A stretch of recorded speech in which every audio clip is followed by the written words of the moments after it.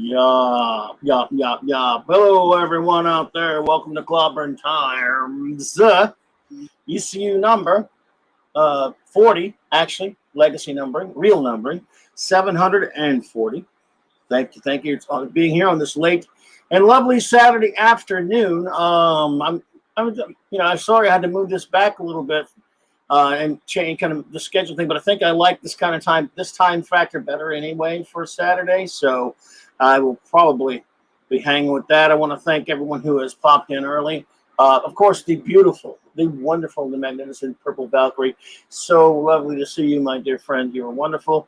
My good buddy and new buddy, Lord Toth, a fellow Legion fan. It's great to see you, sir. Eric K., one of the Master Wrenches Supreme.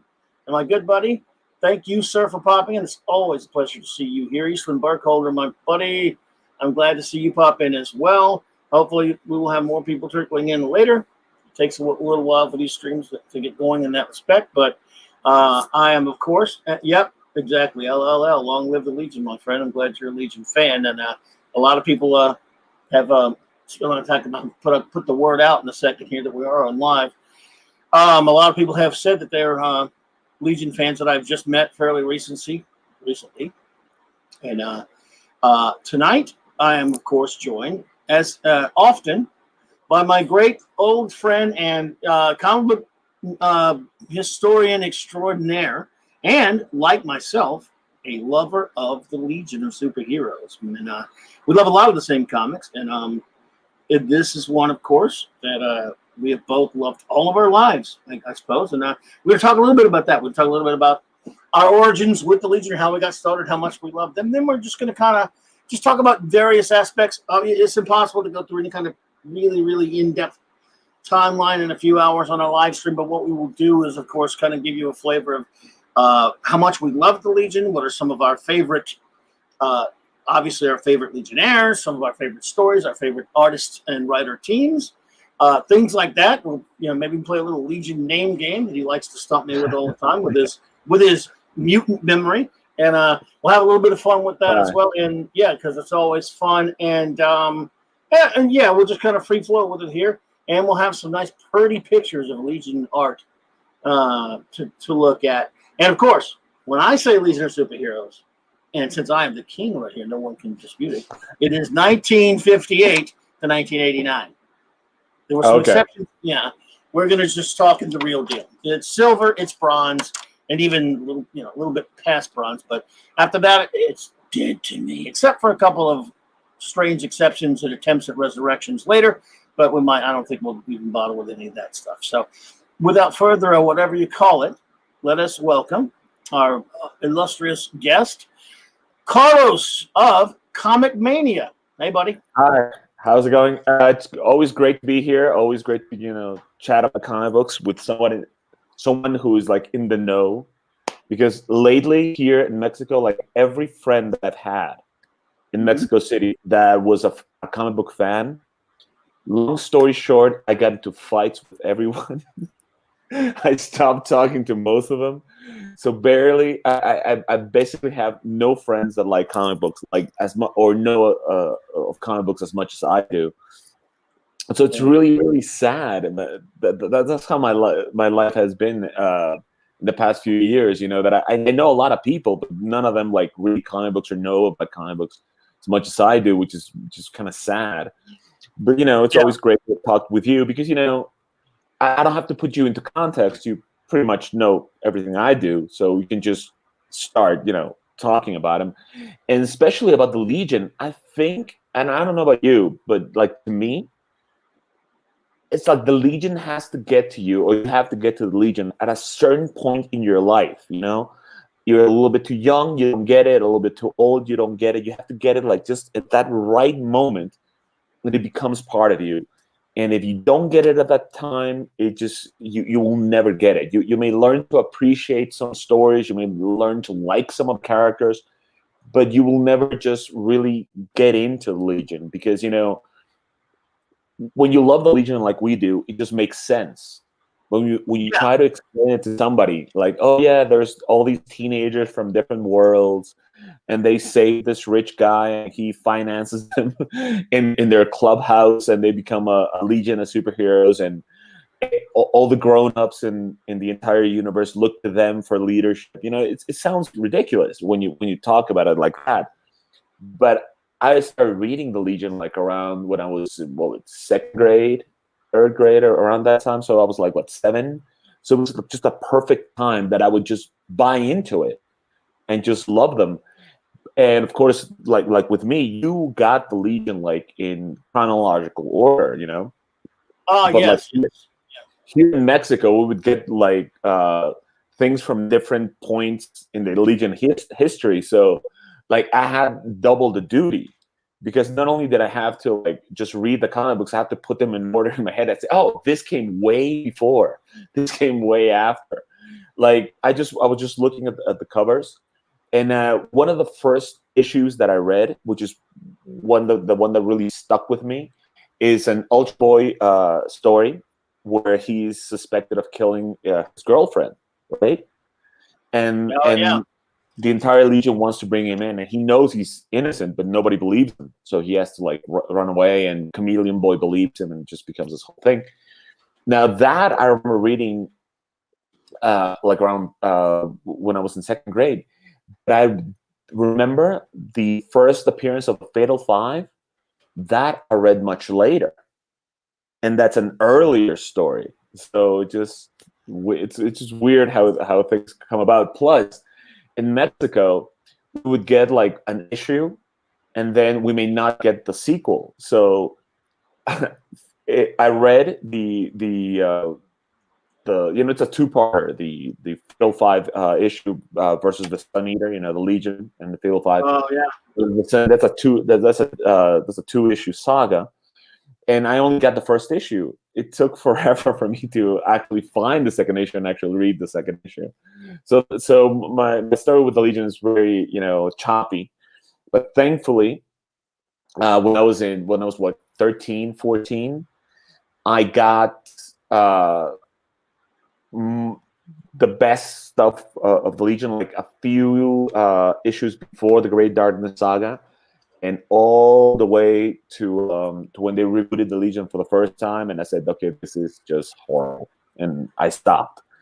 But and of course, I was able to get like Who's Who in the Legion and a bunch of other comic books that put everything in context. I love the Legion. Long live the Legion. I have my Legionnaires over there. I don't know if you guys can see them. I love them. Of course, I got my Legion ring, and I'm ready to start. Where would you like to start? Well, I guess we could give everyone a brief overview. You kind of touched on how they got started, but a brief overview. Yeah. We'll do a bit of a visual brief overview for those who do not know or are not familiar with the Legion of Superheroes. I mean, we don't have a lot of people here yet, and we do have some good friends that well, we have a good friend, Mark C., for example, who has done many shows with me, and I hope we'll do many more. He's not a Legion fan. For example, and we'll get started on this, but he just said he appreciates the Legion. He shows the proper respect, but hit me at the wrong time. He's just not a fan, and he's never really got into it. Like you said, you got to start. You got to be hardcore with it until Legion. Yeah, basically discovered Legion at 12 to me. There you go. And yeah, I mean, I get that. Not everybody's into all the same things or all that stuff. Oh, in Mexico, I've only met one person that got the Legion. Out of all my friends, I got like 30. Yeah, it is. One guy. Almost feels like a niche now. Oh, by the way, Lord Top, my good buddy, dude, we will be talking about soon. It'll be a while. We'll be talking about the Great Darkness Saga. You can trust me on that. It's the best story. I mean, there's a lot of really good stories, but Great Darkness Saga is amazing. That's one of my I just reread that recently, man. I just love it. But as for those who like you said, they were a group of youngsters, who started out in the 30th century, by the way, and started out. They rescued a rich man. We found out what he was later, much later, of course, what he really was. But we thought he was a rich human. Right. R.J. Brand, and they rescue him. So they finance. He starts to finance their exploits. You know what's funny about this cover, by the way? This is, of course, the cover of the beginning of the Legion, folks. Adventure Comics 247. This is with the exception probably of Fantastic Four #1 from 1961, probably the most parodied or like not necessarily spoofed, but copied or homage. Yeah. Homage, can be real. Just a little bit. This is a tiny sampling of an example of all the times this classic cover has been either parodied or homaged, as we say. And then there are tons and tons more of this, more than this. And also, I think this cover shows something that we get to see in the Legion a lot, not only in the covers, but also inside the magazine. I remember there was I don't know if it's still there, but there was a page like called Super Dickery. Yes, Super Dickery. You told me about it, and it's all these times that Superman was acting like a jerk on the covers, right? And that's one thing that you can see in the Legion, and I think even Alan Moore kind of mentions it in Supreme, and that is that the Legion were always playing really mean pranks on Superboy all the time. Yeah, they were. In the first appearance, they come from the future, so they know Clark Kent, a young Clark Kent in Smallville, is Superboy. And what they do is proceed to reveal his identity every time they see him. They, like Superboy passes by and they go, "Hey Clark, how's it going?" Or if they see him as Clark, they go, "Hey Superboy, how's it going?" And he's all weirded out that these three teenagers know who he is. And instead of coming out and saying, "Hey, by the way, we're the Legion of Superheroes, we're from the future," they do that to him, right? And also, they make him go through a test.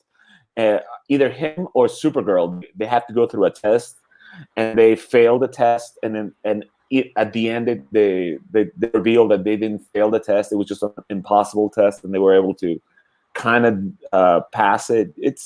They were always doing those kind of things. In fact, when they introduced one of my favorite characters, Ultra Boy, it's the same thing.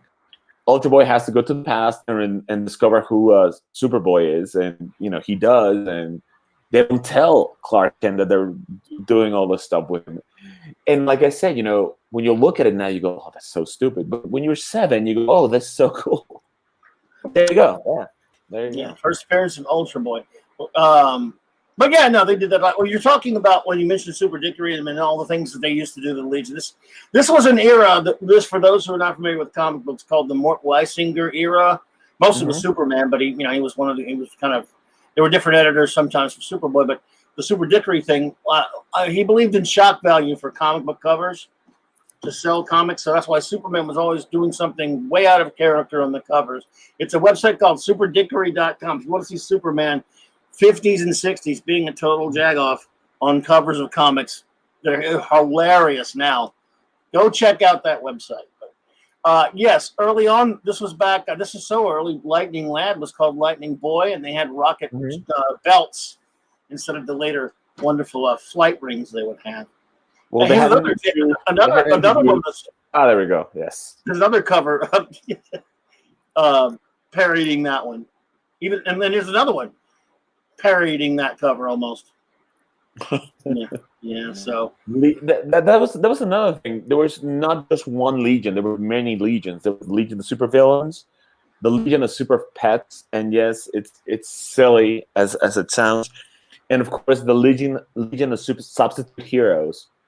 And yes, it's really sad when the Legion of Super Pets are better at doing their job than humans, because the Legion of Substitute Heroes were just morons.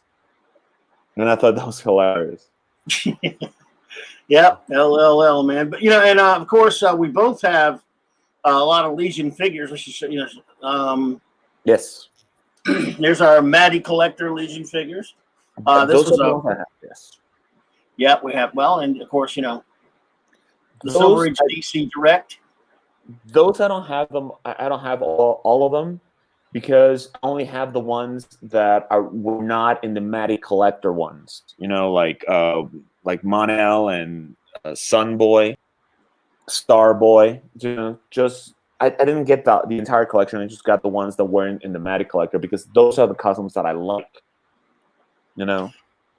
Yeah, I love the sub. By the way, yeah, and I didn't post much with the subs, but Lord Top, I love the subs. I forget the panel now, but I remember they were. What I loved about them is there were people that, of course, for those who don't know, in the early Legion tryouts, to get into the Legion, you have to have a unique power, and you have to have kind of a useful power. And a lot of these kids, who, I mean, in the 30th century, because the Legion are so famous, and they're they have a clubhouse on Earth, in Metropolis, and well, a lot of kids with powers. And here's the thing you have to understand about the Legion superheroes.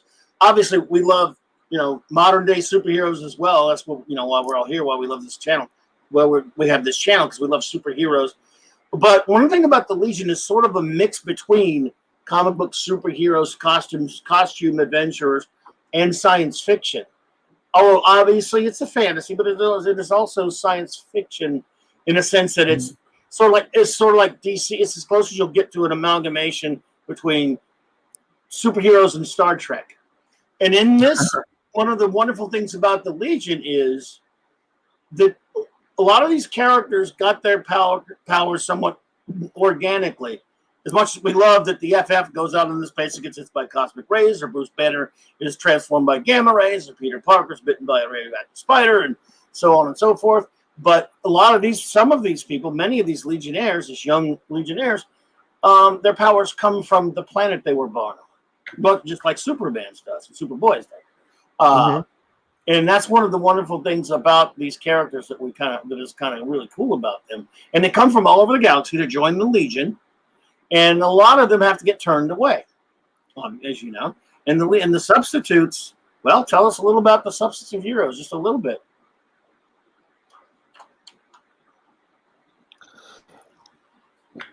So here's the thing, right? Now you mentioned how some of them got their powers like by accident, much like Lightning Lad and his sister and his brother, but a lot of them come from different worlds, like Cosmic Boy and Brainiac 5. And the thing that separates them from everybody else in their planet or on their planet is that they have this heroic need. They have the magnetic powers, but they don't want to use it for their self-benefit. They want to help out somebody else. The same thing with Chameleon Boy. He comes from this planet where everybody's a mutant and nobody trusts Darlin, so he decides to join the Legion, so people will start trusting these creatures, and those little things that were put on by later writers really make those characters grow. In fact, there was this whole document. I had it, I lost it. That it was written by Jim Shooter, where he went through every member of the Legion. And he was putting like what made them different from one another, because that's one really cool thing that Jim Shooter did when he took over the title. He tried to make all these characters individual people, and it's very hard because there's like 26 of them. But instead of when they started out, they were pretty much acting just like everyone was acting the same, just very heroic teenagers. But much later, when Jim Shooter took it over, and later when Paul Levitz and Keith Giffen, they made them all individual characters, and it made them great. I mean, characters that I didn't even like before, I started liking just because of the way they were written, like Sun Boy, or Cosmic Boy, or what was his name, Colossal Boy. These are characters that were never my favorites, but the way they were written, they go, oh my god, they're very interesting. Element Lad, things like that. Yep. I loved Polar Boy. He's one of your favorites, of course. Who? Polar Boy is one of your favorites. Polar Boy. Did I hear me? Yeah. The thing is, people are writing me on my WhatsApp. Polar Boy. What I like about Polar Boy is he has this idea that he wants to be a Legionnaire so bad that even though he's been rejected many times, he was the leader of the substitutes, and the substitute legion. They're a bunch of morons. He keeps trying. He keeps trying until he finally makes it, and he becomes part of the legion. So he was a pretty good character, and I like what Jeff Johns did with him much later in a crossover called Superman and Legion of Superheroes. Yep. Yeah, I remember that one. Who knows later. Our buddy Lord Toth, remember, he named out the Legionnaires. Remember, the substitutes. They were pretty well handled sometimes, though, by later. I don't know. Well, actually, Polar Boy graduated to the Legion, though. Later, we'll get to that later in the Baxter series. But sorry, I'm having a bit of a technical issue here. Everyone, hang with me for a second. Man, I don't know what I did. What's wrong with my computer? Sorry, I'm not still here, everyone. I'm just fixing something here. Okay, all right, I think I got it. Sorry about that, everyone. I was talking the subs a little bit, but that's okay. Well, let us. This thing. What's wrong with my stream yards? Okay. Anyway, Legion of Superheroes, everyone. Started out in adventure comics, just to give you a little bit of background on it, and ran in the back of that for a while, ran in the front of that for a while, and then became a backup in Action Comics for a while, all throughout the '60s and everything. There you go. Yeah, Night Girl and Cosmic Boy. Yes, they do. Yeah, Night Girl. I love her. Well, that was a really cool thing about that.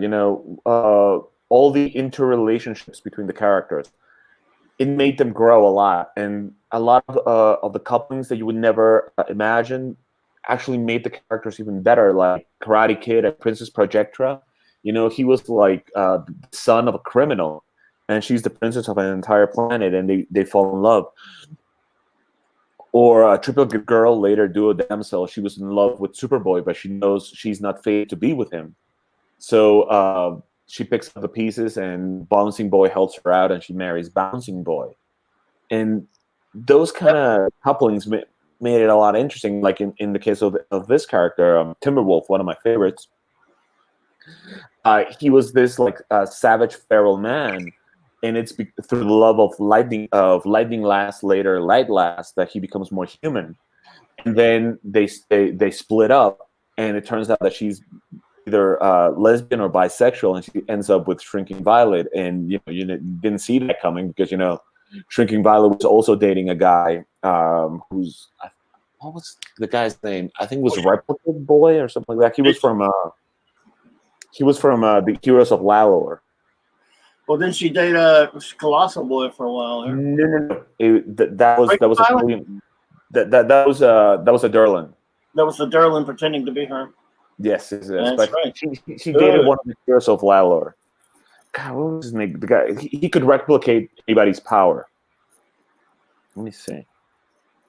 Not Nemesis Kid. Nope. No. What's that dude's name? I bet maybe Lord about this. It was this guy. Duplicate Boy. Thanks. There we go. It's this guy, the guy with the green. The guy That's Duplicate Boy. That's him. That's him. Yes, that's him. Oh man, Lord Tom is knocking that one out of the park, dude. Way to go, man. That's what I got you guys here for. My memory sucks. I love Timberwolf, though. I love Timberwolf. This, of course, yes. The Dave Cockrum run, man. We're going to get into some of the different artist runs and everything. But yes, it was an adventure, it was an action, and eventually they started putting it as a feature in the running Superboy comic, which I have tons of. Of course, I have this from about this point on, and a little bit before this. I have a straight run all the way up until 1989 of all of it, of every bit of it. Every book there was a Legion. Still do have them all in the collection, and but that's bronze. We're still a little bit on the silver. Kurt Swan was one of my favorite Legion artists from the Silver Age. There. My run starts from Legion of Superheroes 283, which is a recap of Firefire's story, and after that, I had them all, and that's a little bit before the Great Darkness Saga. That's more or less where I started. Yeah, yeah. This is on the back of one of those covers. Remember the Legion Index? Man, we got a bunch of the cover. But we got a lot of great. And again, I didn't get a chance to load everything. You can only hold so much on this thing that I wanted to load everyone. But I got a lot of good pictures and stuff like that. I want to talk about my favorite, just for a little bit, and then we're going to talk about my favorite Legionnaire not named Superboy. And you know who he is. You know who he is, right? Boom. I've lost Carlos, everyone. Maybe he'll pop back in. I don't know what happened.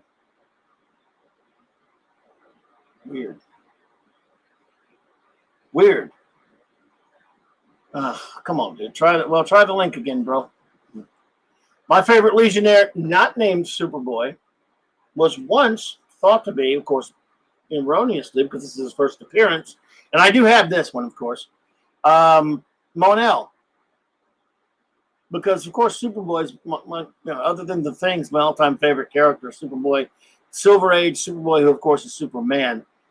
But I would have to say that Mon-El is and there we go. Here I am. Hey, bud. Yeah, something happened with my internet connection, kind of dropped. So, Gotcha. But I'm back. Yeah, I remember that. Yeah. I remember that. This You is, gave me that issue. You gave me a copy of that issue. You gave me a copy of that issue. I did? Yes, you did. Yeah. And I read it, and my God, is it bad. But, of course it's bad. It's horrible. I love it, but it's bad. Yeah. I mean, I love Mon-El. I love how they come up with his superhero name. They found him on a Monday. He's Superman's brother.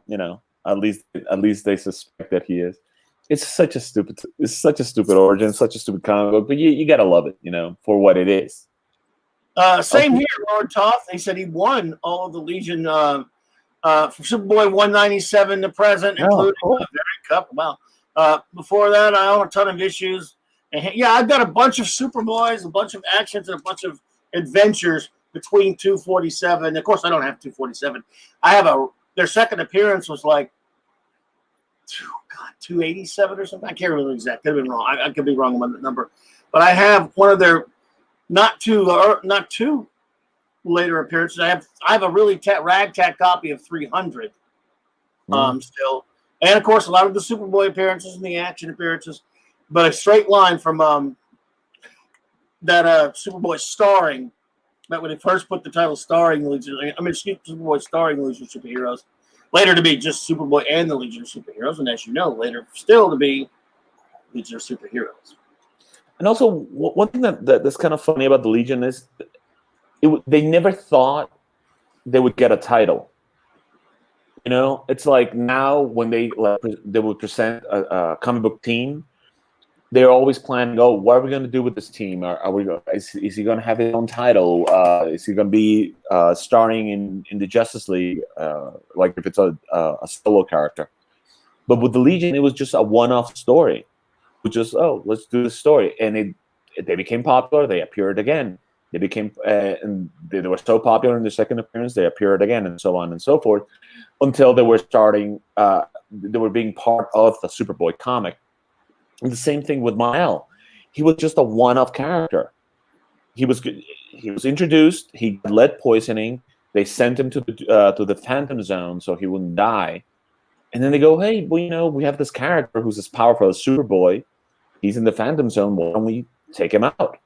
And got him out and became part of the Legion. And you go, my God, it's like there are all these disparate parts all over the DC universe, and they just put them all together. Same thing with Brainiac 5. Yeah. You have a villain. His name is Brainiac. And you go, what if in the future he has a descendant who's heroic? And lo and behold, you have Brainiac 5, and of course, his relationship is with Supergirl. So it's like Supergirl is dating her cousin's, good descendants. Well, to harken back to something you were saying earlier, yes, that is one of the things about Legion, folks. Or if you've never read any of the Legion, it is in many aspects a soap opera, in the sense that there's a lot of relationship stuff. I mean, a lot of, because these are teenagers, and they're they got all their relationships going on, but it works because it's still an adventure and science fiction, science fantasy, superhero comic book, but it doesn't. It's not a slave to that or anything, but it's there. And again, they got all their little drama between each other with that kind of stuff, which again, but it worked though. It worked. Yeah. And but Mon-El is my favorite hero, Legionnaire, not called Superboy, and I think it's similar to why. I love Wildfire. He's my second favorite of that. And, of course, you all know I love The Thing. I think I love tragic characters. There's something about maybe some of my favorite characters, I guess, are tragic characters. And, like, I mean, how do you get more tragic than having to spend 1,000 years in the Phantom Zone? And then he comes out, and he's still a hero. And that's the kind of thing that can turn a character into a villain. The true spirit and the true character of Mon-El, the Daxamite Mon-El, Largand, is that he is a hero at his very core, even after that horrible thing that happened to him. And yes, he kind of goes crazy sometimes and stuff, and even had a relapse with the lead poisoning thing, as you know. Yeah. In the Baxter series. But he stays a hero, and that's why I love him so much. And now we can talk about your favorite Legionnaire. Like with me, it went through I went through a whole bunch of heroes until I found out that Ultra Boy was my favorite. Originally, my favorite was Brainiac 5. For really stupid reasons. I love him though. I love him. No. But the reasons that I loved him were really stupid. Now, when I was very young, I used to be blonde. It's true. When I was very young, I used to be blonde. My hair kind of darkened as I grew up, but when I was very young, I was very blonde. So I like blonde superheroes or blonde characters, So, of course, Brainiac 5 is a blonde, so I kind of liked him. Again, for no particular reason, my favorite color was green. So if a character had a lot of green in his costume, I kind of liked him, like Green Lantern, Green Arrow. So his color is green. His skin color is green. So those two things that I like. And a third, and this is kind of like his ability, he's the smartest man in the entire Legion. Well, you could even say in the entire universe. Or the smartest creature, not a man. And the thing is, I was very stupid when I was very young. I'm not saying I'm a lot smarter now. I'm just a little bit better. But I was very stupid. And I always enjoyed the smart characters in comic books. Like in the Fantastic Four, I really enjoyed Reed Richards, Tony Stark, Batman, because they were very brilliant. They were very smart characters. So I kind of liked Brainiac 5 at first. He was my favorite for a long time. Then it was Karate Kid, because his power, as his name suggests, is super karate. And I was taking Taekwondo when I was very young. So, of course, I enjoyed taking karate. So, of course, I liked the character who had karate as his power, which is why I like him. I like Iron Fist, and I like Shang-Chi, Master of Kung Fu. And I even like the White Tiger and the Sons of the Tiger. Long story. But then later, I kind of got into Timberwolf because he was a loner. Kind of nobody trusted him. Nobody liked it because he was such a mean-spirited kind of guy. And also because, at least in that image that you showed, with his face was deformed just when he got his powers. He was kind of like he kind of reminded me a little bit of Batman. He was a darker character, or a little bit like Wolverine. So I kind of got into him. But what really just cinched it for me was when I read the story where Ultra Boy is accused of killing his girlfriend, Anne Ridd. Everybody immediately distrusts him, because he comes from like a criminal planet, Rimbor. Yeah. So for some reason, it just got to me that this guy has to always prove himself. And no matter how many heroic things he does, his teammates will always distrust him because he comes from a planet full of criminals. And I just really, really enjoyed that. And it wasn't. And then the more I learned about the character, it turns out that his entire Legion history is like that. Nobody ever trusts him except for Phantom Girl because she's totally in love with him. I like that about him. I like that out of all of them, he's the one that actually has to go to the gym and build some of his muscles because unlike he has every one of Superboy's powers, but he can only use it one at a time. So if he's using invulnerability, he cannot use super strength. So he actually has to work at it, as opposed to Superboy or Mon-El, where they can use their plethora of powers all at once. He has to choose, so he has to be a little bit smarter, a little bit more astute as to what power would be the best to use. Also, having all those powers, not being all powerful, I kind of enjoy, because I remember one time there was a story where they a villain shoots them back through time, and usually when any character gets shunted back through time, if Superboy is there or Mon-El is there, they can use their super speed and just go back to the future. But Ultra Boy can't, because if he's using super speed, he cannot use his invulnerability, and if he can't be invulnerable, he will burn up while trying to cross the time stream. So I always thought that was very interesting about him, and just the more I learned about him, the more I liked him. I like his uniform. I like his symbol, which is, as you all know, is a space monster, space energy beast. His origin is really, really stupid because this. I don't know if everybody else knows it. It's the story of Jonah. He gets eaten by a space whale. Or a space energy beast, an ultra beast. While he's in there, the energy of the beast affects him and fills him with energy, and of course he has, now he has superpowers. They modified his story much later in a comic book that came out like in the 2000s or close to the 2000s. Where while he was inside the energy beast, to feed himself, he ate parts of the energy beast, and that is why he's full of this ultra energy. But it's pretty much basically the same thing. It's the story of Jonah, which is why his real name is Jonah. Yeah, Jim Shooter was a child. It's really silly, but I really do enjoy it. Oh, yeah, yeah, and of course it's that story you loved. Are you sure that Jim Shooter came up with his story, his origin? No, I just like to blame it on him.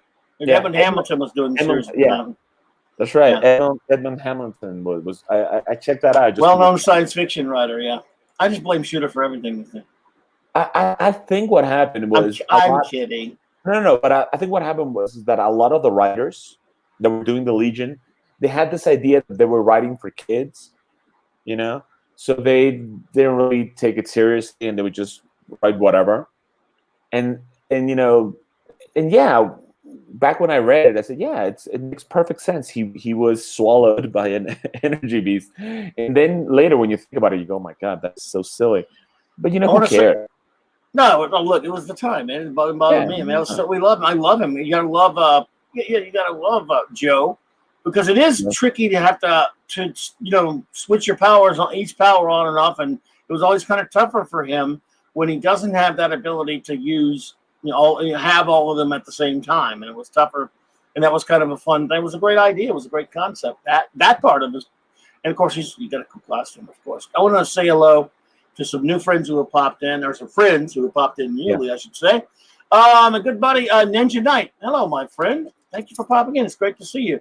R.M. Feliciano, another Legion fan, and that, hey, buddy, and a great Legion fan extraordinaire, my buddy over on Facebook with all kinds of great Legion Facebook pages, Johnny Williams. Hey, man. Johnny, thank you for popping in, sir. It's so great to see you there. And, look, again, we're all loving the Legion here. But it's I joke about Shooter. Look, I've liked things he's done. I didn't really like what he did as editor in chief at Marvel in the '80s. That's another story. But I've liked stuff he's done. But still, you got to hand it to a guy who can write a comic book at the age of 13. And I remember what Kurt Swan said about him. He would get these scripts from this kid, as he said, and he said they were so detailed. I hardly had to do anything. I mean, it was really, was very, very descriptive in his scripts and stuff. And yeah, so I joke, but I couldn't write Legion of Superheroes when I was 13 or now. But not only that, I mean, I thought it was really cool. Like, first he introduces a character, Feral Lad, right? Yes, Feral Lad is what I want to talk about next. Go ahead. Yeah, originally he was supposed to be a black character, which is why he has the mask, and then he takes it off and for his first black superhero. They didn't allow him to do that, so it turns out he has a monster face. He's a mutant with a monster face who can turn himself into iron. But the thing is, Jim Shooter introduced the character, right? And then, just like you said, he had this tragic backstory because he's heroic. He has a hero's heart, but he has a deformed face, much like the Thing. And just like the Thing, when push came to shove and someone had to sacrifice himself to save the universe, he does it in the stories that we mentioned, the Sun Eater saga, with the first appearance of the Fatal Five. Not only did Jim Shooter create the Sun Eater, who has become a good menace, even in modern times. There was a crossover called what was it? When the Sun died in DC. The Millennium thing or whatever that. Yeah, it was million years or that million. No, it was like eternal darkness. Something like that. I don't know. I've lost track. Lee Anthony Davis. Hey, man. That's when Superman lost his powers.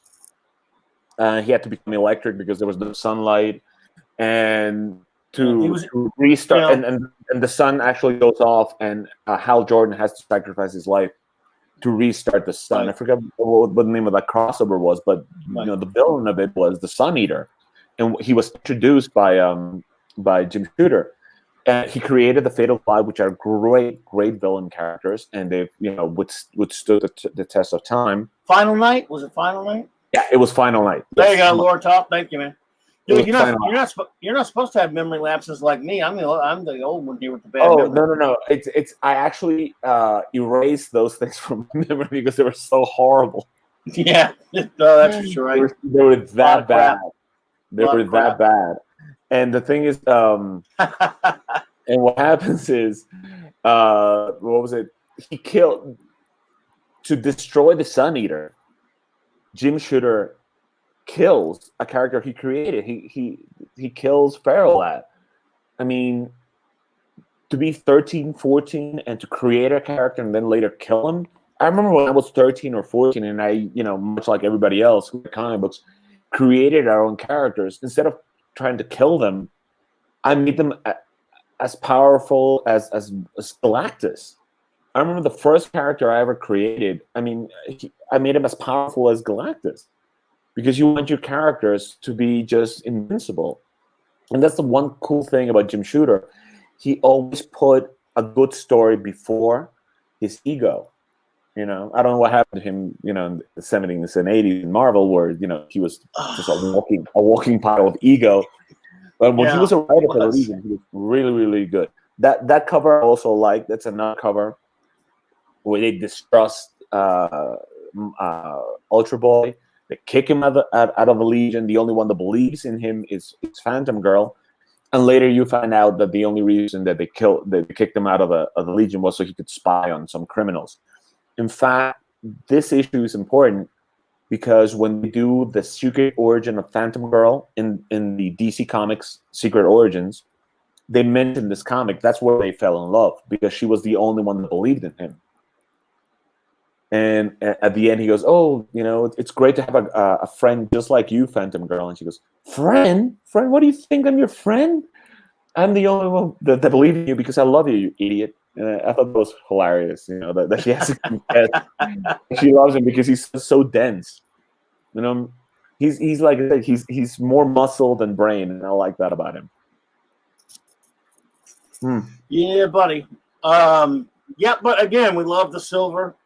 But a lot of us are not old enough to have started silver. Everyone, we've gone back and red silver. I love, as you can see, Kurt's won. But a lot of us got our start in the bronze. That's where I got it. Yeah, well, that's our. I'm a Bronze Age baby, and see what the chat's going on. Could you find because I have a really good story that Mike Guerrero told me when we met him at Dragon Con. If you could find me a picture of Cosmic Boy with his bronze era costume, you know what I'm. Boy. You know yeah, what the Chip and Dale's. Right? We'll see what we can do about that. Maybe you can find that because I'm sure I have one somewhere. I have a really good story that Mike Guerrero told me about that. It was hilarious. Let's see here. The first comic ever was Super. Lord Todd's first comic was Superboy and then Legion of Superheroes 203. Still have that one. I have it as well. Greatness, man. Love it. Yeah. Well, we talked a little bit about we skipped into the to the Bronze Age for a second earlier, but yes. Where's that? A few pictures of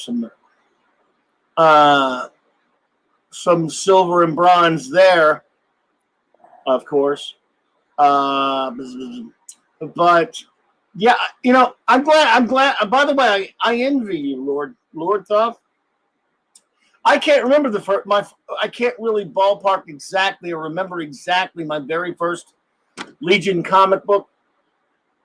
I think it was a Superboy issue. But if I'm not mistaken, it is the one you see. Let's see here. I loaded it. It's fine. I loaded it. But I don't have to. It's in here somewhere. It's actually one of these here. Oh, this might be it right here. Let's see. That's the one you have, Lord Top. That's your first one? That's maybe the first one I remember, man. No kidding. What's with Validus on the cover there? The first Legion that I ever read, I don't remember the cover, which is really sad. I'm just gonna have to go through all of them. I know it's definitely a Bronze era issue, but I'm gonna have to go through all of them to know because I remember vividly the splash page, the first page, because it was Brainiac 5 conducting some kind of experiment. That's why he was my favorite in the very beginning because he was blonde, he was green, and he was the smart one. And I'm just gonna have to go through all of them to find the one. But the one that really stuck with me and just never left me alone was the one where Ultra Boy is accused of killing Anne Ridd. Because what happens to you when you're like 7, you think it's for real. You think he's gonna get arrested. You think he's gonna go to jail for a crime he didn't commit. He didn't do it because they were there. He had a drink. He passed out. He comes to and she's dead. And you're like, no, I know he didn't do it. I know he didn't. Turns out, in the end, it was Brainiac 5. Spoilers. Let's see. No, wasn't that a Grell issue? Well, you said that was a Grell. Oh, isn't that when Invisible Kid was killed by Validus? No, that was a little bit earlier than this, wasn't it? I mean, I don't know. Is that it? Yeah. Is that when he was killed? No, that's a Bob Brown cover or Nick Cardy cover, looks like. But, yeah, Nick Cardy. I don't know why I said Bob Brown. But is this when Validus killed him?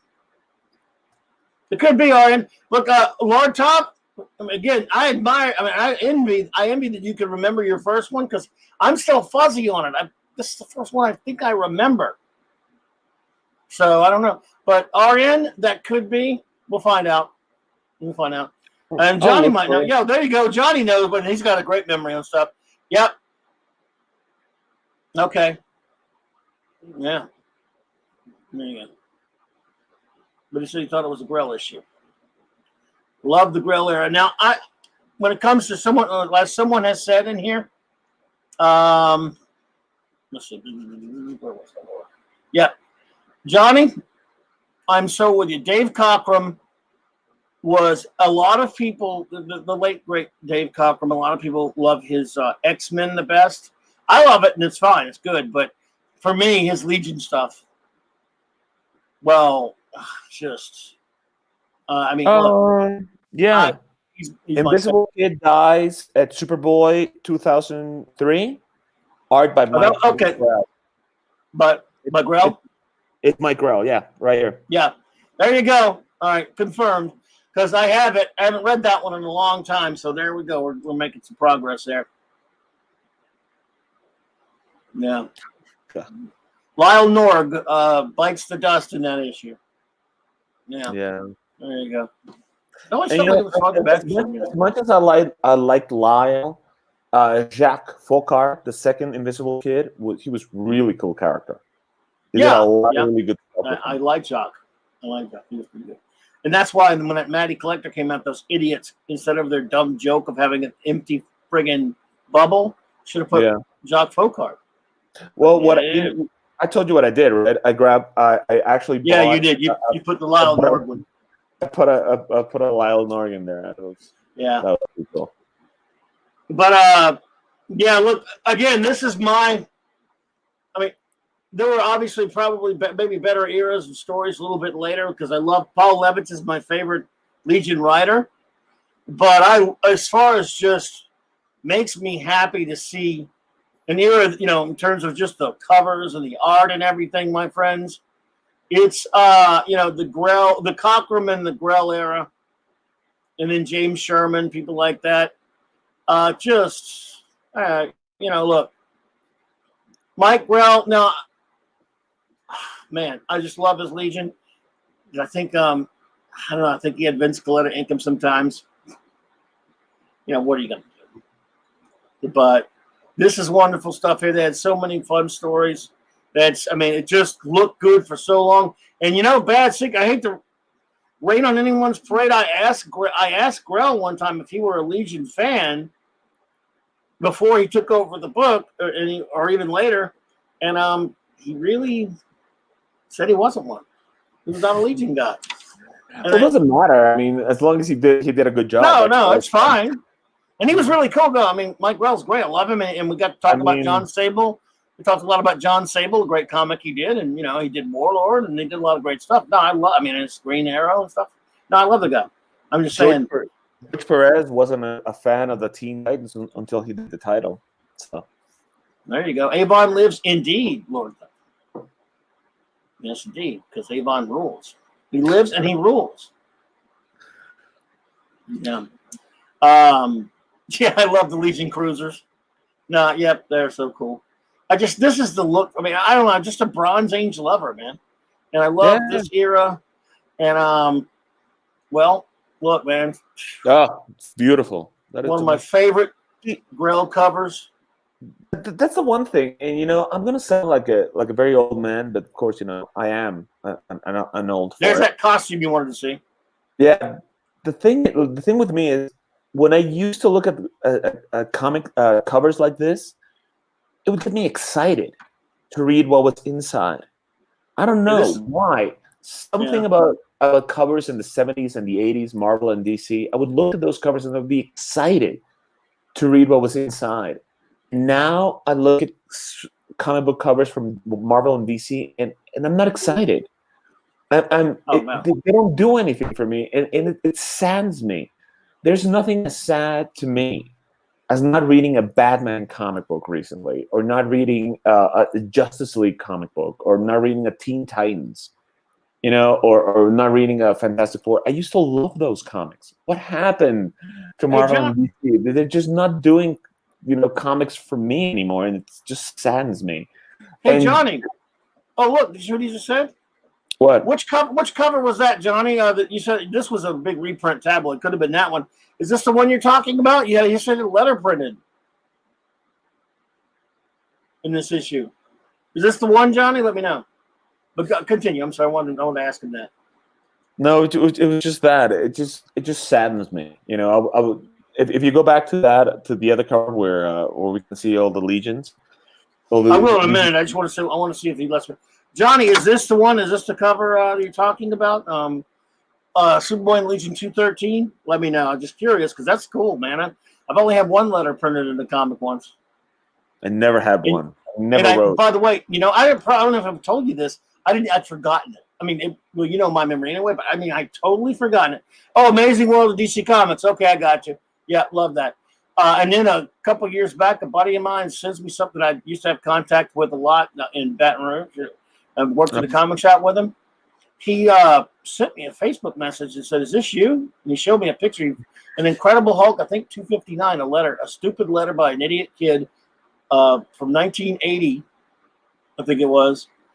And it was, he says, "Is this you?" Look at it. And I wrote, oh God, it's embarrassing. I wrote that? Oh, it's shite. But I got one printed. And so did Johnny. In Amazing World of DC Comics, I love Amazing World of DC Comics, by the way. That was great. Fancy. Did not get them here. So if you can go back just so I can tell that fun story about the Cosmic Boy cover. See, yeah, here we go. Hang on a second. It's a horribly drawn costume. I mean, the man's naked. There's no other way to see it, And I don't mind Shadow Lass being almost naked. I don't mind Princess Projectra being almost naked. Neither do I mind Saturn Girl. Who does? But for some reason, it just always stuck with me that it was, the Cosmic Boy was way too naked, right? So was Colossal Boy for a while. Colossal Boy? Yeah, look at him. He had that for a short time. He had the damn. It wasn't as bad as as Rock. And no pants. Yeah. Yeah. Okay. Well. Yeah, no pants. It was the summertime. So was Tyrock. Well, yeah, but who cares about Tyrock? He's a horrible character. So I asked Mike Grell about it, and he goes, "Well, what happened was apparently, I think it was Dave Cockrum or somebody else gave new costumes to all the characters." But the one was still hanging around with his original costume, with the pink and black, was Cosmic Boy. Nobody had given him a new costume for ages, so he decided to do this and just took all the pink out and left all the black parts there. But apparently, somebody asked him at some convention or somewhere, how come the topmost parts of the costume wouldn't fall down? And he said, "Well, they're magnetic." So he uses his magnetism to keep the what would you call it? The bustier up, I guess. And he mentioned that, and someone actually remembered. So he goes that after he left the Legion, he was reading a Legion comic book. Somebody showed him a Legion comic book where someone hits Cosmic Boy in the back of the head. He falls down. So, of course, he's not using his powers anymore. So the topmost part of the bustier falls down. And I thought it was hilarious that someone took him seriously. That was actually magnetism that kept his costume up. Yes, I used to vote in the Legion elections also, Lord Thoth. I love it. But then I love this Alex Roth cover of Back Issue Magazine. And by the way, here's a comparison of the two, which is pretty cool. But yeah, I mean, this is the sweet spot for me, just visually, if nothing else. The Cockrum stuff, the Grell stuff. Oh my gosh! I mean, my favorite Legion art, or amongst my favorite Legion art. Also, James Sherman was. I would love to have seen James Sherman last longer. Mm-hmm. Oh, that's nice. Yeah, so much good stuff. I mean, just such a wonderful era.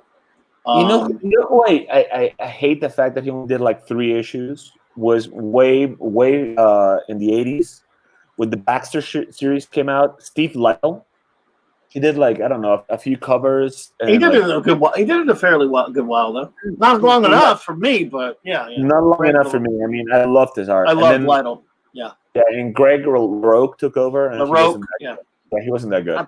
He wasn't as Lytle, but I was okay with him. I thought it was still decent. But Lytle, I mean, he was so good. He was so good, especially with metal. He was very good with metal. Yeah. Yeah, but Sherman, And now also, again, McLeod was better on, and even Rubenstein on Sherman, but Jack Abel could ruin anybody. That dude could mess up a wet dream there with his. Yeah. But Earth War is where yeah, what's Earth his name? War.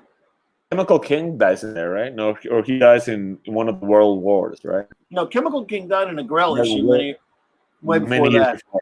So he died in I think it was World War 4 or 5 or something like that. Yeah. No, we're getting to the Great Darkness Saga RN, but no, if you're talking about Lytle, no. Or if you're talking about Sherman, no. That was all Giffen and Malmsteen for the most part. Keith Giffen was such a good artist, and then somewhere along the line, he changed his art, and it just did not like it. Yeah, Steve Lytle is part of. Yeah, no, we'll get to him. Yeah, you're right. Lytle, yeah, he's part of the group, though. Some of those Johnny's Facebook group. He still does a lot of art that he still does. His art still looks amazing. You know what, Mark? Look, Alan Davis done more than he would have been on the defense. Look, I don't know. I really like you mentioned earlier. His Superboys Legion was really great. Alan Davis, I love Alan Davis, and I would have loved to have seen him do more Legion. Yeah, I would have loved to see him do more Legion. According to Alan Davis, he's not that big of a fan of the Legion. Mark Farmer is a bigger fan. But yeah, Mark Farmer thinks him a lot. Together, they did just a wonderful job in Superboys Legion. It's one of my favorite Super Legion stories. One of my favorite. Oh, I think you gave me that. Oh, I had Grail sign my copy of this. Signature's tiny, but yeah, I've always loved this cover. It's kind of a goofy issue, but that's a Lightning Lad Saturn Girl wedding, right? Wedding, yes. After they go to Earth and mess around and back in time and all kind of crazy stuff. It's a weird. This is a weird story, but it is fun. But it is a weird one. I reread that one recently. I'm sure you all remember it. But man, I love Giffen's early work. We'll definitely look at that. Let's see. Chemical King died. 228. There you go. Thanks. There you go, Grail issue.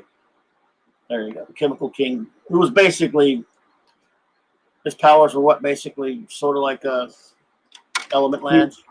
No. Not really. He could make reactions go faster or slower. That's right. He could make chemical reactions.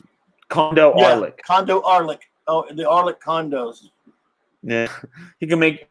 His power is really hard to explain, but if I remember correctly, what happened was there was an issue by Jim Shooter where a few Legionnaires go to the future, and when they go to the future, they see the statues of the fallen Legionnaires. Yeah, and one of the fallen statues was Shadowlast, so of course she had to be introduced, and another one was Chemical King, so he had to be introduced. And if I'm correct, he was introduced after Jim Shooter left, and nobody knew what to do with the character. That's why his costume is so boring, and his powers are so hard to explain, and why they killed him so soon. And nobody talks about him. There you go, Johnny. Well, Johnny knows more about Legion than anybody, and he's right. Yes, he's a living chemical catalyst. I read his Secret Origins. And there was a comic book called Secret Origins by DC, and for some strange reason, they did a Secret Origins for the character nobody care about, and it was him, and that's when I learned his entire story, how he got his powers, but because he was born in space, and his parents were like chemical people, chemists, and he acquires his powers quite by accident, and of course he can control the chemical reactions of different things, something like that. It's weird. He was a hard character to write for his power. Confused the science. Yeah. That is very true. That is very true. Adams didn't really do any Legion interior stuff, but my God, man, this is one of my favorite Legion. Very beautiful. However, I always loved the Adams flying covers. He did this with a lot of different superheroes. The flying covers, you'll notice. There we go. Yep. I have that cover in here somewhere, actually. The adult. I forgot to load it, I believe. Johnny. Yep. Thank you. But so, you get when you get past this era, how about some more toys? Actually, not toys, PVCs. I love that little PVC set there. Yeah. Actually, I added Superboy. He came with the Superboy Smallville.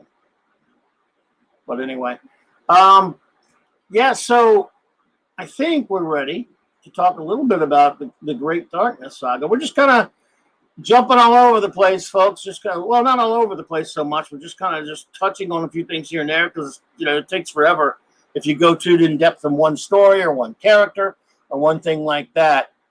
And so, yeah, technically, yeah, sort of, Arian. Yeah, Pecker Sport. Yep, I know who you're talking about. This is one of my prized possessions, folks. I have this poster hanging on my wall and have had it hanging on my wall for about, 30 years or so now. Keith Giffen at his zenith, in my opinion. That was beautiful. I have it framed. Sometimes when I try to make myself crazy, I try to go through all of them and recognize all the characters. Now, of course, most of the villains, all the heroes I can recognize, but the supporting characters, that's where I get into trouble. Yeah. Yeah, no, yeah, oh, hell yeah. Anyone who can do that, man, that's amazing. But yeah, no, the heroes, yes. But anyway, I love this. Again, it's still on my wall. You've seen it many times, I'm sure. Remember, I've had it since the late great, fantastic Carl Tupper I got this in the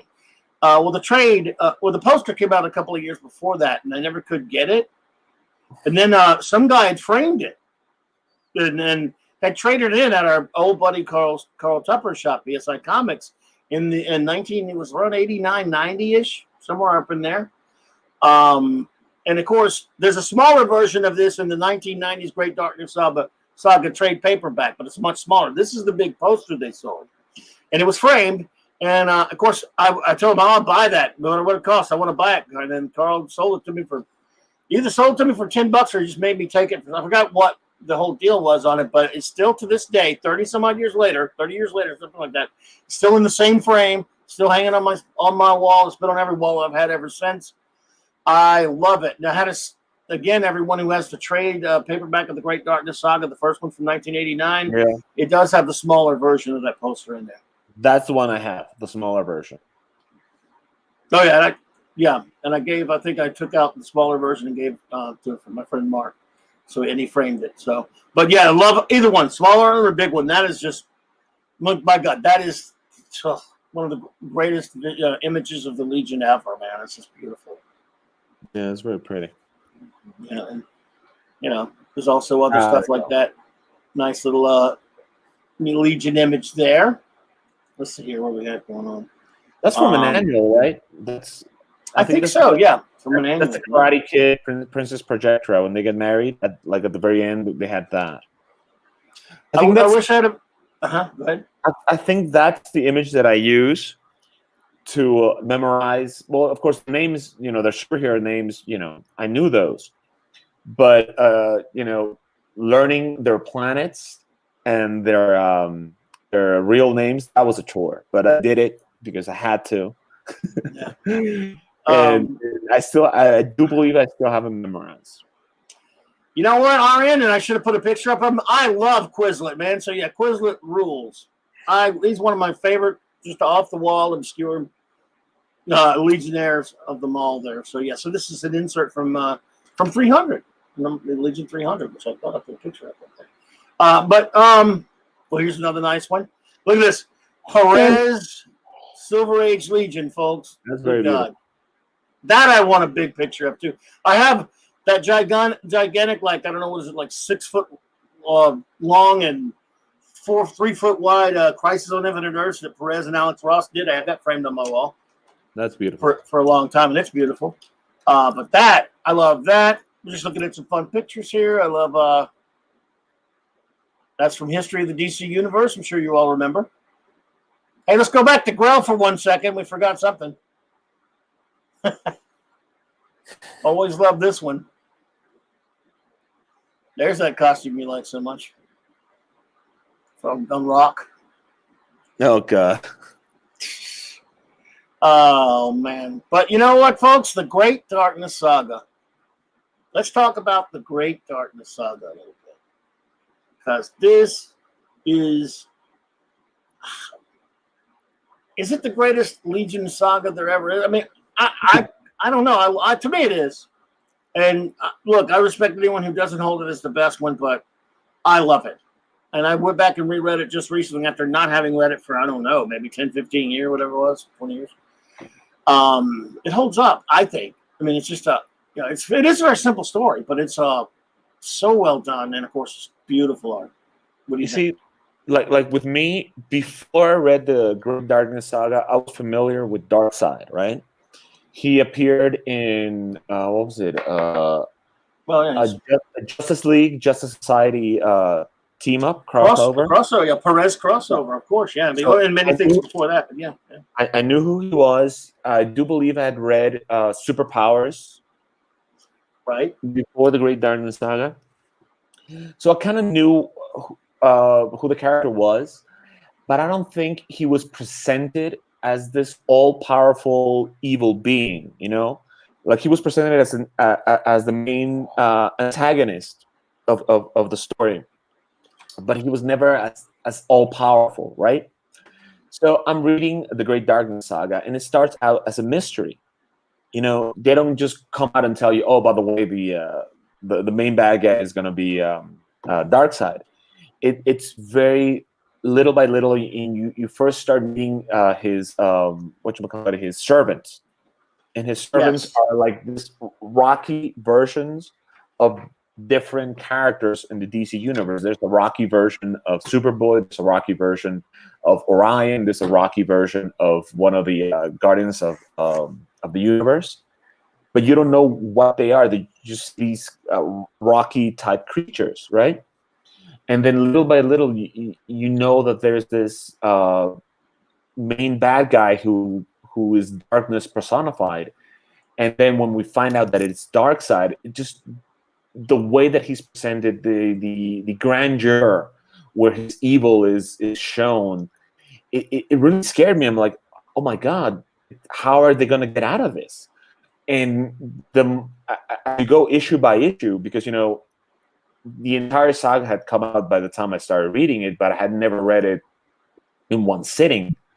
And the thing is, in Mexico, we got the first and maybe the second chapter of the series, and then they stopped coming out in Mexico. Comic books just stopped coming out in 1984.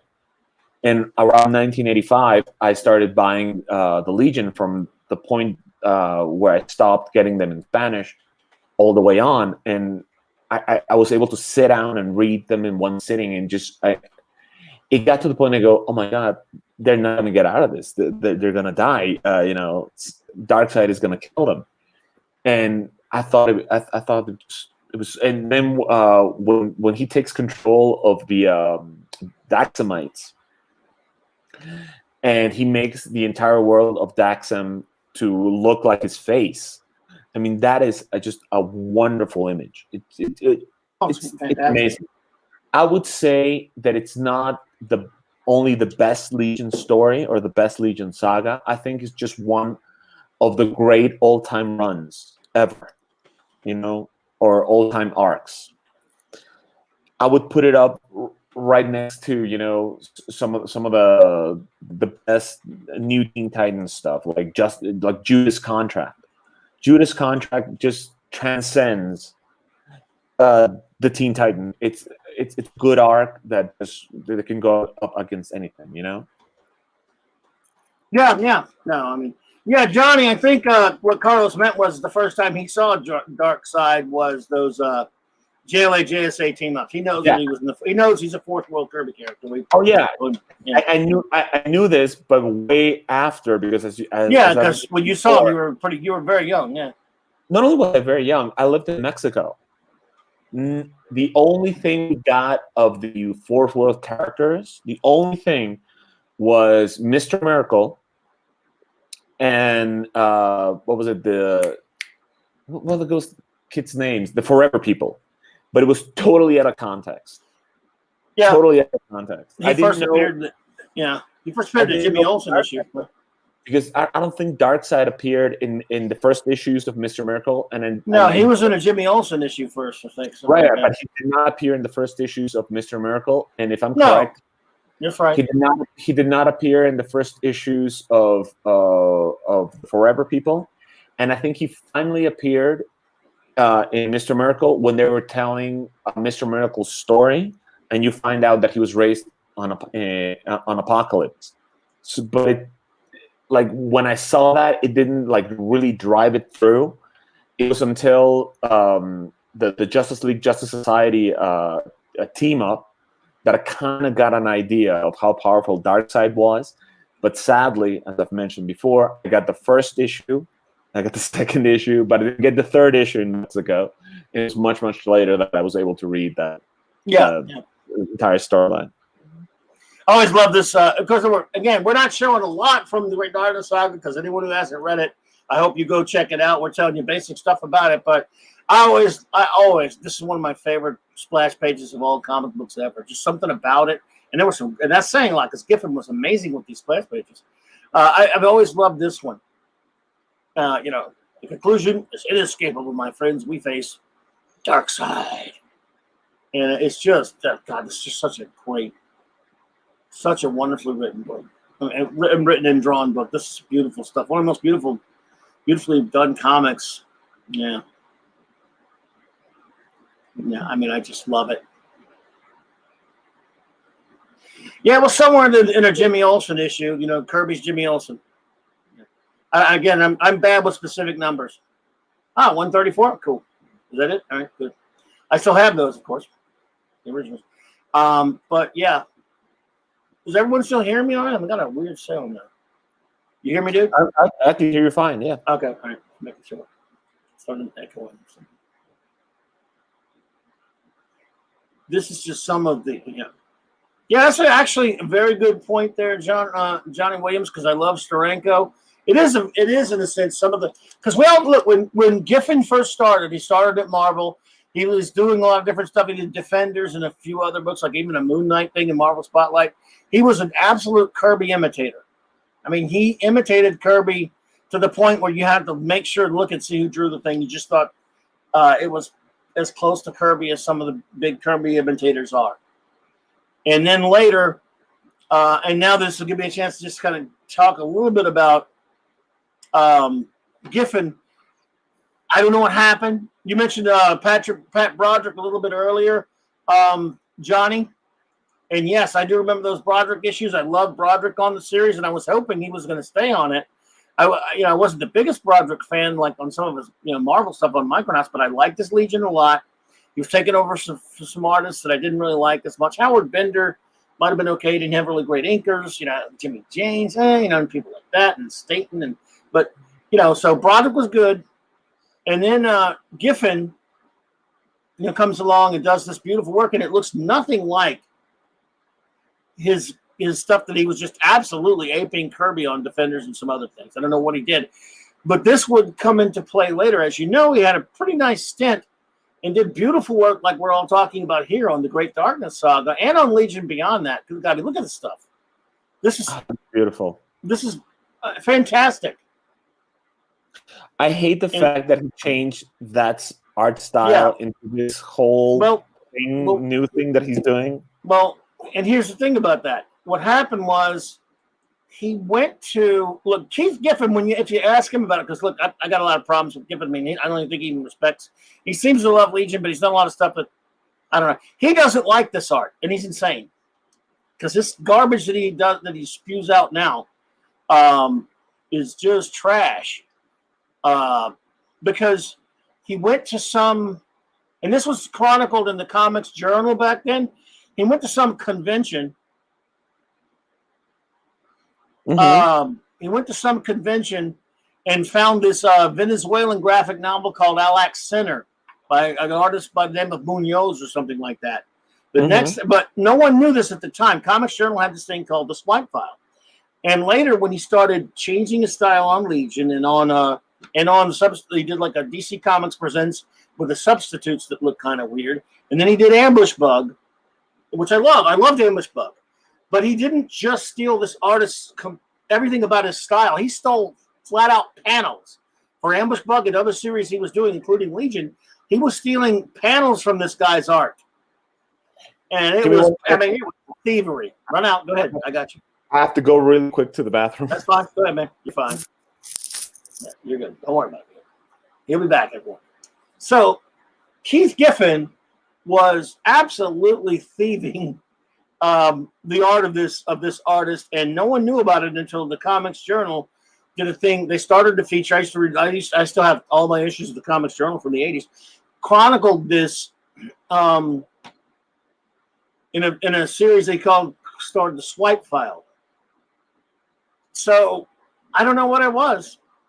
I don't know what it was about him, ripping other artists like that, but he did. He did it a lot, and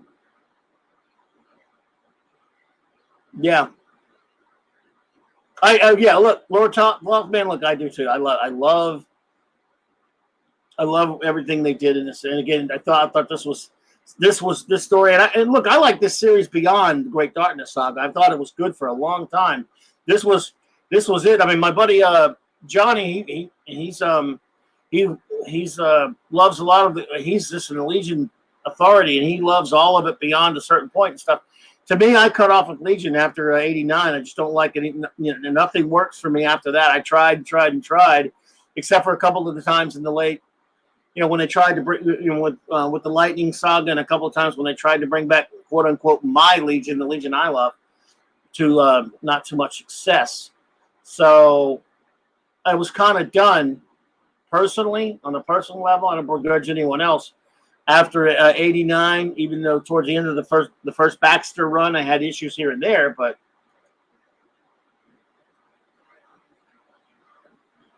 hey, Lord Thoth, buddy, if you want to do a show talking about those issues, any specific stories, any specific run, you're welcome to come on one of these days, and then we'll do that, man. Absolutely, if you want to. Yeah, I didn't like the 5-year gap. I really didn't like, the Tom and Mary Beerbaum stuff when the Giffen's art was. Do you remember that when they brought it back after like 90 or whatever, and they put them in those? They weren't really in costumes for a while, and I couldn't stand that stuff. And it was kind of funny. Every issue they would have like a little recap thing to tell you what happened, because the art by Giffen was almost incomprehensible. Look at this. I mean, if you look at this Great Darkness Saga stuff, he was a great storyteller. And looking at his stuff later, especially in the 90s, you can't tell what the hell's going on. I couldn't. Maybe you could. I could. Maybe I'm just dumb. But there were a few comics a little bit before Great Darkness Saga that we'll just show a couple pics from again. I mean, again, like you were mentioning early, Johnny, I love Pat Broderick on the book. I'm really glad we got the Giffen stuff. But I would not have minded seeing Pat Broderick do more. And we were talking earlier about Wildfire. I always love this. This a rare Jim Aparo Wildfire cover. Back to a little more Giffen cover again. Remember Amazing Heroes, everybody?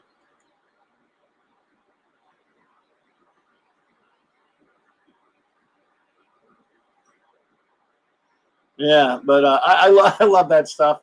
I just love me some Legion, man. And again, I'm sure a lot of you remember Who's Who in the Legion and Who's Who. This is from Who's Who in the DC Universe right here. Good God. This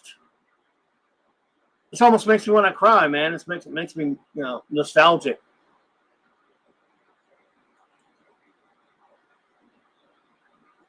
Johnny, I got a chance to meet and talk to Pat Broderick a little bit not too long ago to Friends Comics Shop a few years ago. And yeah, he's a good dude. I really like him. I like Pat Broderick. Let's see. Let's see here. Actually, Eric, that's Superboy and Supergirl jointly knocking the crap out of Darkseid, my friend. In the Great Darkness Saga.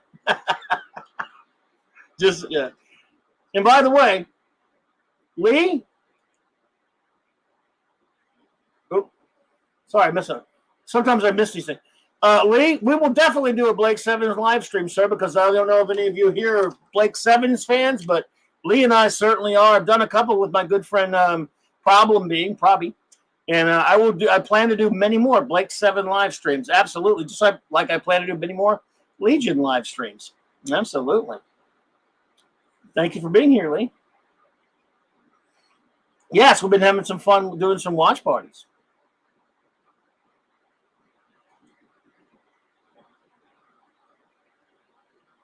Avon lives indeed, yes. It's funny when you talk about Legion and Blake Seven, and I'm sure Johnny and you, Lord Toff, remember this. Did any of you read Legion 89? You know, when it first started out with Vril Dox, I always thought Vril Dox was kind of like Avon, and I always thought that series was similar to Blake Seven in some ways. We kind of said this almost has a Blake Seven type of feel to it. And I read it for a while. I didn't stay with it all that long. I can't remember whether it was who drew that. It was Kitson or whoever was drawing that book at the time. But Legion 89 was an okay book for a while, and then it became Legion 90 and Legion this, that, and the other, and then Rebels something or other. And I kind of dumped it after a while, but I thought it was pretty decent at first. I don't know if any of you guys cared for that book or not. But by the way, just another excuse to show an Aparo Legion cover, because, man, other than like maybe I'm thinking Brave and Bold, we didn't get to see Aparo do Legion much. That would have been nice. And I love Wildfire. I love this issue, by the way.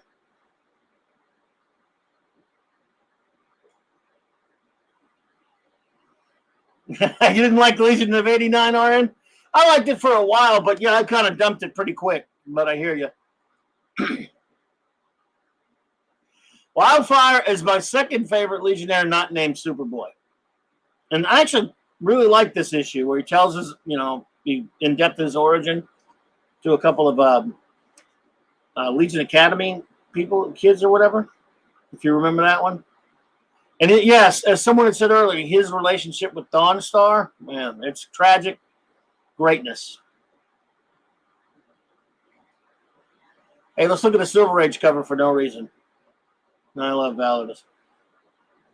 Let's look at some dead heroes for no reason.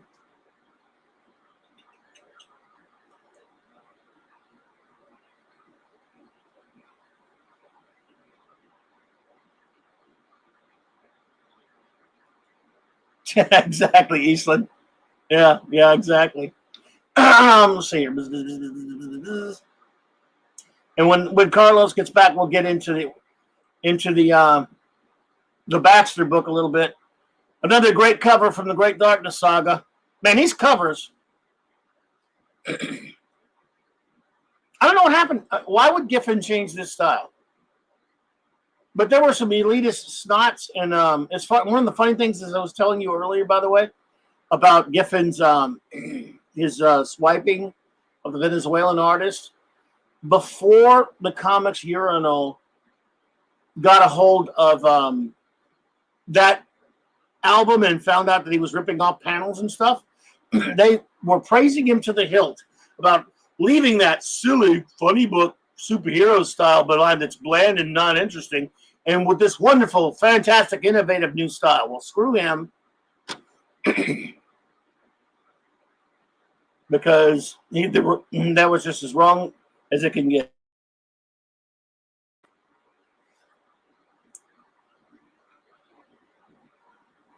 Let's see here.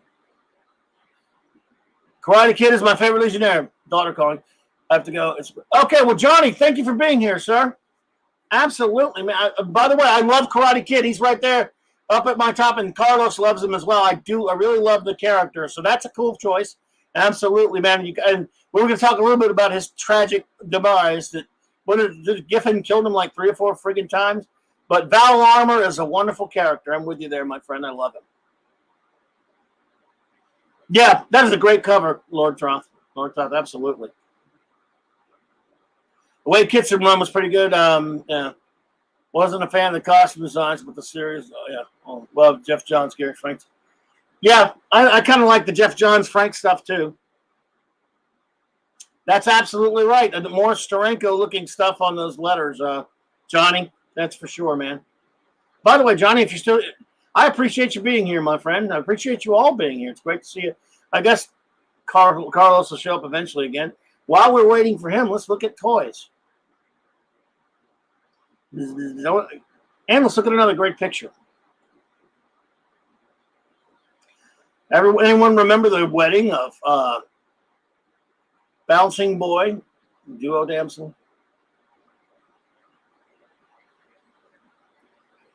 That is pure Dave Cockrum greatness right there.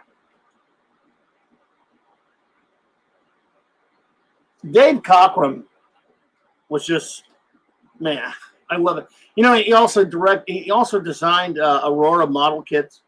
Did anyone ever have that big? Well, I had the Superboy or more. I guess, the Superboy Aurora model kit. That was fabulous. But he also did the great classic Tyrannosaurus Rex 6. I just said the word. Model kit that a friend of mine gave me that I had as a kid. A friend of mine gave me another one of those. So let's see here. Another pre-Great Darkness Saga issue around the same time of Great Darkness Saga.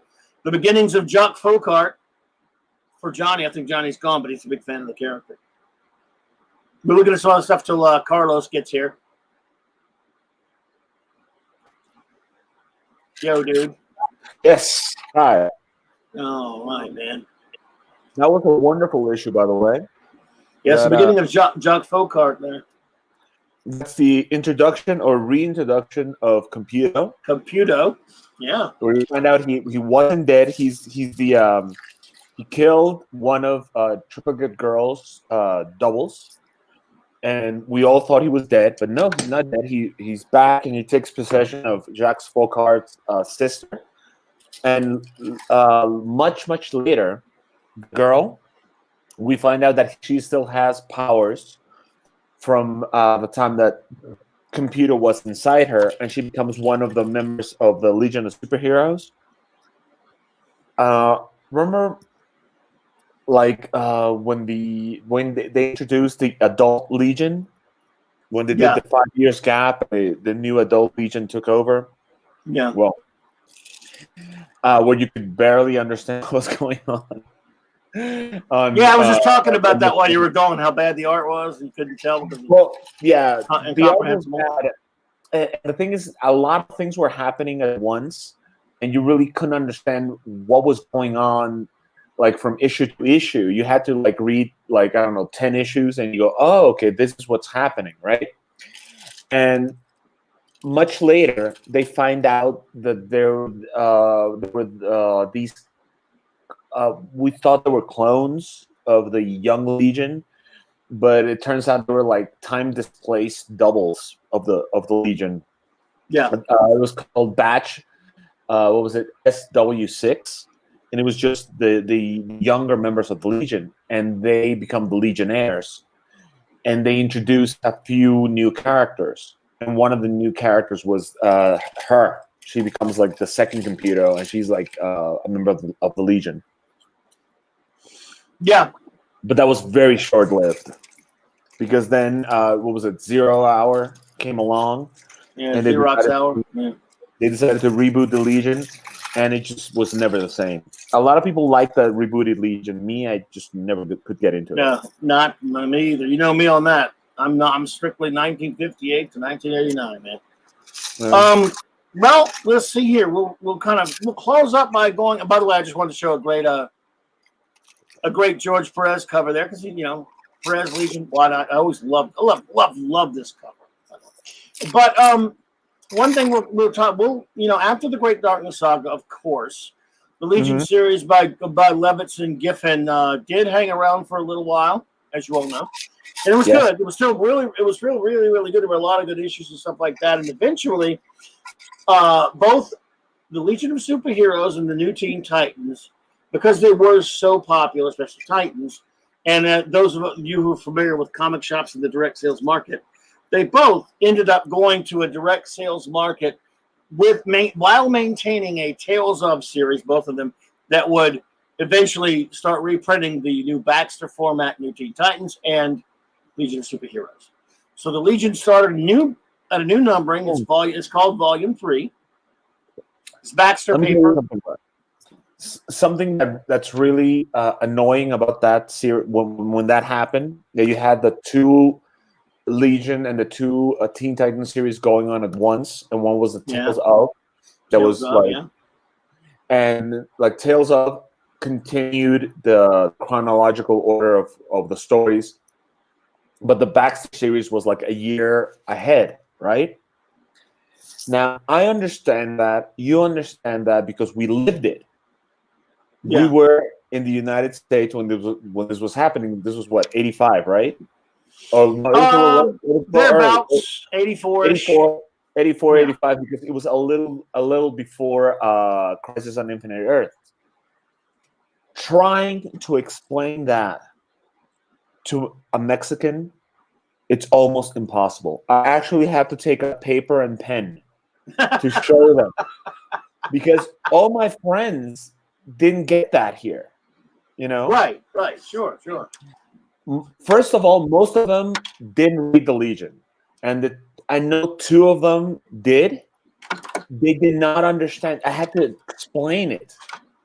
Like, in fact, I remember one time I won a bet because of, remember Cole, the character of Cole? Yeah. Well, she was introduced first in I think it was Crisis on Infinite Earths #2, but her first chronological appearance was in Teen Titans, the Baxter series, right? But the thing is, I was reading comic books in the United States week to week, so when I remember looking through these Crisis on Infinite Earths, I'm like, who's this character? I don't know who she is, right? And then like a week later or 2 weeks later, you know, she was introduced in Titans. And I remember I was talking to my friends here, and I told them that story. He goes, no. She was introduced like 2 months before in Teen Titans. I'm like, no. I was reading comic books then, week to week. So I know who appeared where first. And I actually won what was it, a bet.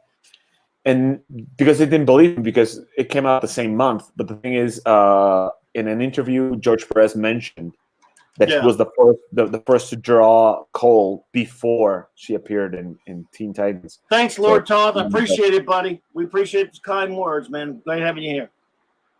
Yeah, but saying goodbye. Good to see you, man. Yeah, Thanks for being here. Yeah.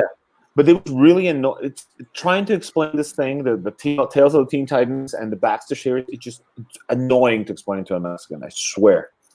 It was annoying for me as working in the business, selling the damn comic, because at first it wasn't. I mean, they had, for a while there. It just, to this day, as a collector, even I always you have to find the break-off point where it breaks off. The Tales of the Legion stops being a new stories. And it's a reprint, and then starts up with the Baxter ones. It's really annoying. It annoyed me when they did it. When they did it, I was forgot which shop. I was working at Southland, I think, at the time, and then of course I quit there. But as a comic book reader, I'm like, what are you doing? So it was annoying. It was, and I bought both books, Titans and Legion. In fact, I was getting kind of aggravated with Titans at that time. I still liked the Baxter book for a while, but I was kind of getting in and out of it. For the Baxter run. I think the problem with Teen Titans is that you needed George Perez and Marv Wolfman working together for that title to work. Because when George Perez left and Marv was left there alone, just the quality went all the way down. Oh yeah. Oh god, yeah, absolutely. Now this series, again, this is where at this point Giffen was already. This is not even the worst his art's looked by far, but it was starting to mutate. On Legion, I think they were keeping him a little bit in check, but it's kind of, I was ready to get rid of him when he was doing this crap, to be honest with you. It was some good stories, but man, I would be willing, I don't think he'd ever say it because he's a nice gentleman, but I'd be willing to bet that Paul Levitz didn't like it. And DC let it go. And it's because he was selling. He was a big seller. Ambush Bug did very well for them. I loved Ambush Bug, but that art's okay for Ambush Bug. It's a silly comic. For Legion, I mean, Larry Malstadt probably saved it a lot, but he could only do so much. But this series, I really like the Baxter run for the most part. This story, however, screw you, Keith Giffen, for doing what you did to Val Armour. Dude, this is sad stuff. But you know, the one It's thing that I heroic, liked though. about that, the thing I liked about that is that if it had been with another character that nobody cared about, it wouldn't have had that same impact. But by doing it with Val Armour, you know, everybody loved Karate Kid. Everybody loved his story. He was, you know, like the kid from the wrong side of the tracks did good. You know, his father was a criminal. He married the Princess Projectra. He's the prince or the king of this entire country, this entire planet. It just it works so well that it was a character that was beloved. You know, if it was somebody like who doesn't anybody like? Well, now I love Matter Eater Lad, but back then nobody cared about it. So if you kill him, if you kill I don't know a Stone Boy or Chlorophyll Kid, who cares? Yeah, you kill Karate Kid, a guy that everybody loves. I mean, it just really made it just made sense, and that's why this story just still resonates after so many years. You know, and also what I liked is that Nemesis Kid kills him, and then Princess Projectra takes vengeance, and that was great. Yeah, yep. You know, again, it's multiple things can be true at the same time. You can not like a development and still think it's a good story. Yeah, you don't like that they did that, but she sure did. Again, man, these covers are great. But boy, the inside, some of that stuff, he started mutating his art. So yeah, it was a good start. Again, it was kind of a multi-part there, like a long saga type thing. Yeah, I've not gone back and reread this in a long time because it pissed me off so much. I should probably go off. You know, in fact, I've been planning to reread the whole Baxter run again.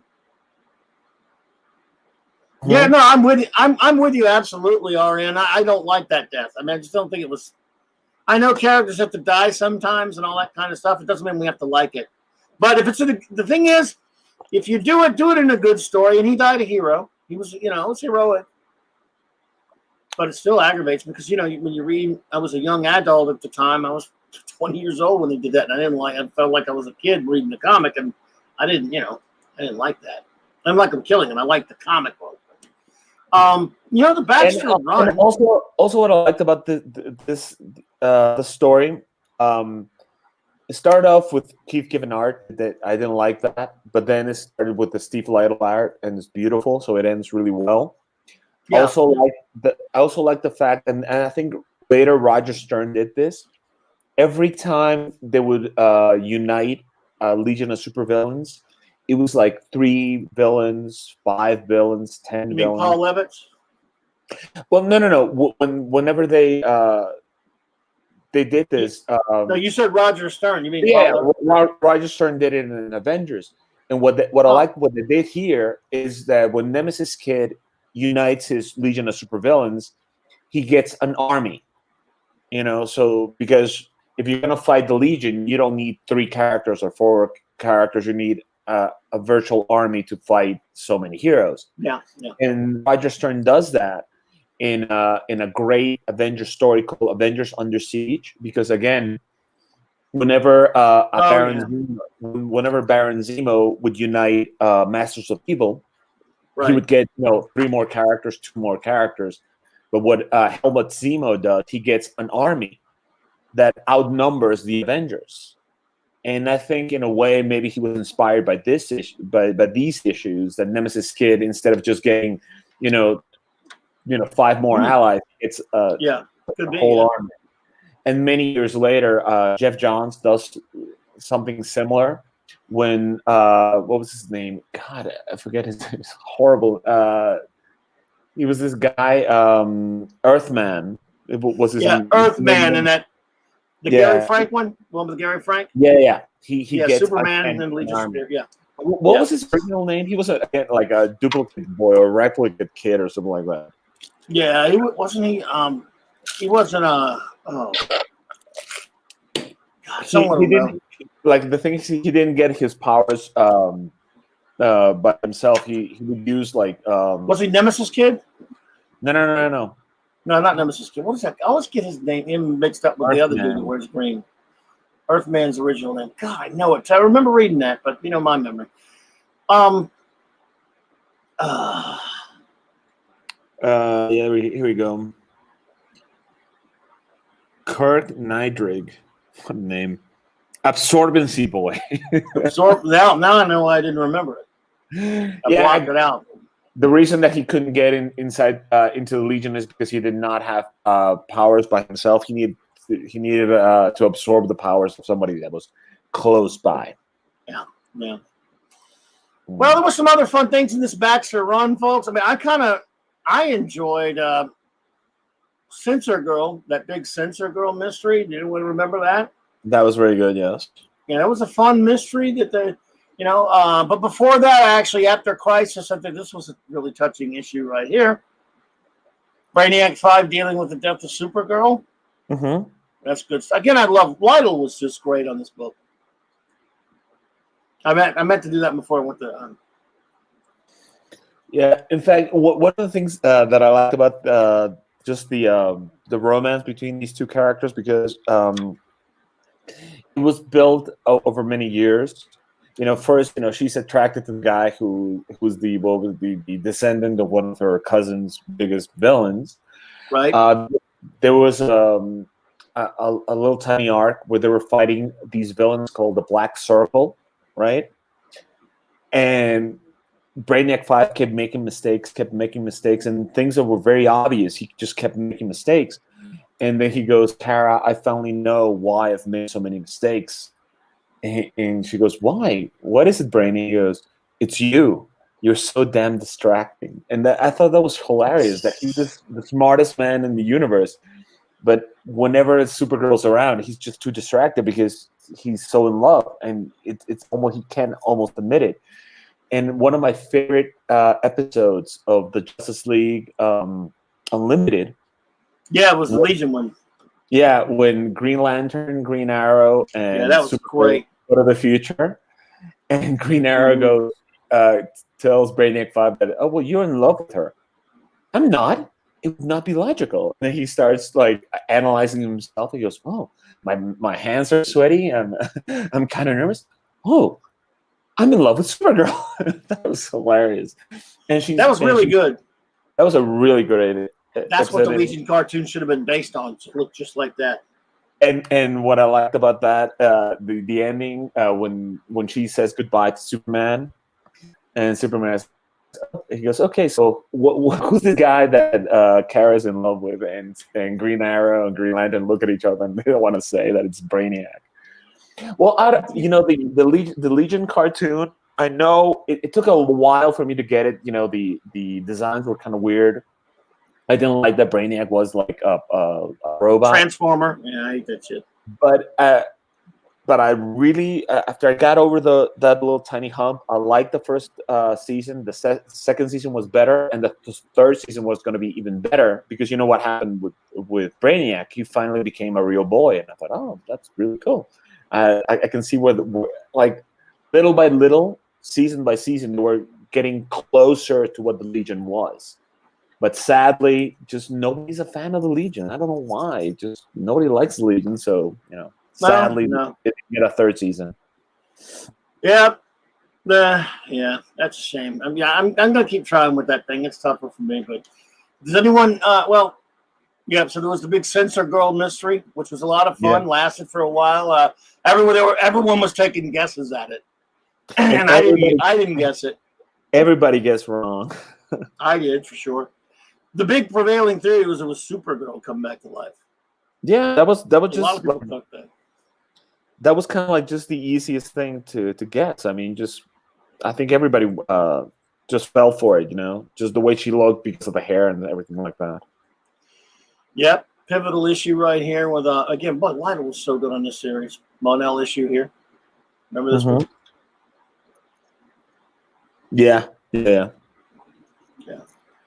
So just look at a couple of the covers. Yeah, and then I guess the last thing we'll cover, because it was kind of the death of the series. This is nice.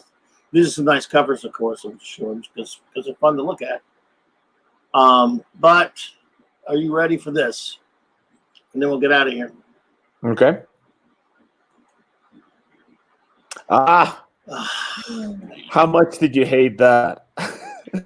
Well, how much? I thought it's a love-hate thing. It worked, but I know why you hate it. No.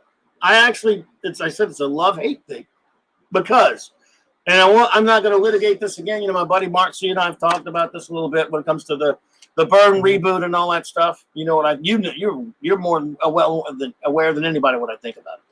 Yeah, so we'll go into that. I love the reboot, but I know why you hate it. You hate it too. No, you hate it. You're just saying it to I love it. I mean, I'm a big fan of John Byrne. Hey. You'll love what I tell you to love. And you'll hate what I tell you. I love John Byrne. No, can't help it. I love John Byrne too. You know that. But anyway, so if we had to say goodbye, just like with Alan Moore's brilliant, for whatever happened to the Man of Tomorrow. It sucks that we have to lose him, but if we're going to get a great goodbye for it, again, and by the way, John Byrne is on record as saying he wished they hadn't done this. He regrets this. What happened to Superboy? Nevertheless, this is a very good story. Byrne and Levitz got together, and Superboy, the Superboy that I grew up with, that I loved, that did not need to die, they could have just ignored him and not done anything to him, gets a hero's ending. So it's a two-edged sword. It's all right. It's double. I don't. They shouldn't be doing it. If you're gonna do it well. They did it very well. I always love this cover. He has a beautiful ending. It's very sad. And I just love, and Bill Sienkiewicz of all people doing a Legion cover, I don't know why, but it works. Like the greatest hero of them all. Says it all, buddy. It says it all to me. And I love Superboy. And this is, if you want to see something in a comic book, because I think we've talked about this, there are a couple of Byrne rules in hell. There you go. I love Byrne. Look, this should show how fair I am, Mark. See, look at that. Byrne rules. I even like his Alpha Flight. I mean, that's how much I like the guy. But I mean, anyway. Well, yeah. I mean, no. I like a lot of his stuff, and Mark knows that too. I love his art a lot. I think he does a lot of lousy shit. But he's also. This is a good book. To stick with this one for a second. This is. I had to say goodbye. I got a closure thing. I would have preferred to not do it, but this page right here makes me want to cry. Yeah, every time. Yeah. It's very good. Now the thing is, it could have been solved so easily, In fact, that's what they did with the Legion cartoon, and with the Jeff Johns Superman and the Legion. The Legion go back to the past when Clark Kent is just a student. They take to the future. He's Superboy only in the future. He has adventures with Legion only as Superboy in the future. When they get him back to the past, they erase his mind from all his adventures, and he can go back to being Clark Kent. And I thought that was just such an elegant choice. All the adventures happened, all the time he was with the Legion happened, but only in the future and nothing in the past. It didn't have any repercussions in the past. I thought that was just a very elegant solution, and sadly, they either didn't think about it or DC just didn't prove it, because sometimes DC just can get very hard-assed on certain things. I remember when Kingdom Come came out, Mark Waid and Alex Ross asked the editors at DC to be able to draw Superman without a ponytail, and they forced the ponytail on him. They didn't want to play around with Kyle Rayner because they wanted to use Hal Jordan in Kingdom Come, and they didn't let him. He goes, no, Hal Jordan's dead. And I'm like, why are people at DC sometimes like, if it's an alternate reality story, what do they care? weird. This gets me right here. This is, I guess, an appropriate way to kind of end up here. I mean, he was a legend. I loved him. He was a real friend. Now, I never met a better man. And then we got the statues of the dead Legionnaires behind there. And in Monell's speech, he called me his brother, took me into his home. And from the day we met, he thought of me every day of his life. Sleep well, Kal-El, my brother. He saved my life. He was the greatest hero of them all, Cosmic Boy. Man, look, I guess since they were ruining DC at the time for me personally, those screwheads, primitive screwheads, I got I got some closure to Superman and Superboy. It was unjust, it was wrong, but many years later, as you know, Alan Moore would at least give us back these characters in wearing different clothing, as you know. So yeah, this is My Legion. Kind of the end of it, really, although the book lasted a little bit longer. As you all know. Who is someone's contacting me if anyone wants. No, I'm sorry. Sorry, someone was just contacting me, but I forgot. Anyway, well, look, everyone. I think we've covered a couple hours here. We have talked some Legion. There's just so much to do that you really can't cover it all exactly. I just wanted to go basic, just have a basic, what as the kids call it, a chill stream about it. There's going to be many, many more of these where we just talk different things, and we can be more specific, like talk about specific stories or story arcs, or characters. Anything anyone wants to do, anyone has a good idea wants to do on that, including you, bro, if you come up with something on the Legion, good topic. So I appreciate you being here, bro. Oh yeah, it's always a pleasure. So I want to give a shout out and thank you to everyone who was here, who stopped by. Of course, my good buddy Mark C. Yo, bro. I thank you for being here, sir. R.N. Feliciano, my good friend. I'm glad you stopped in, buddy. We will definitely. I'll have you come on and talk some Legion with me on the stream one time as well, too, because I know you'd like to do some talking for Legion. Eric K. You're the man, sir. Great Master Wrench. Thank you for being here, my friend. Of course, the beautiful and wonderful Purple Valkyrie was here earlier. Thank you for being here. I want to thank Lord Thoth. He had to run, but I really appreciate him coming in, my new buddy. Lee Anthony Davis, thank you for popping in, sir. I appreciate it. Johnny Williams, my good friend over on Facebook and all the Legion groups that he runs, and popped in. And I'm a member of a bunch of his Legion groups, and I appreciate him. Johnny, I appreciate you popping. I know he had to run, but I appreciate him. Anyone who had to run, and Eastland Burkholder, I always appreciate you stopping in, my friend. Thank you so much.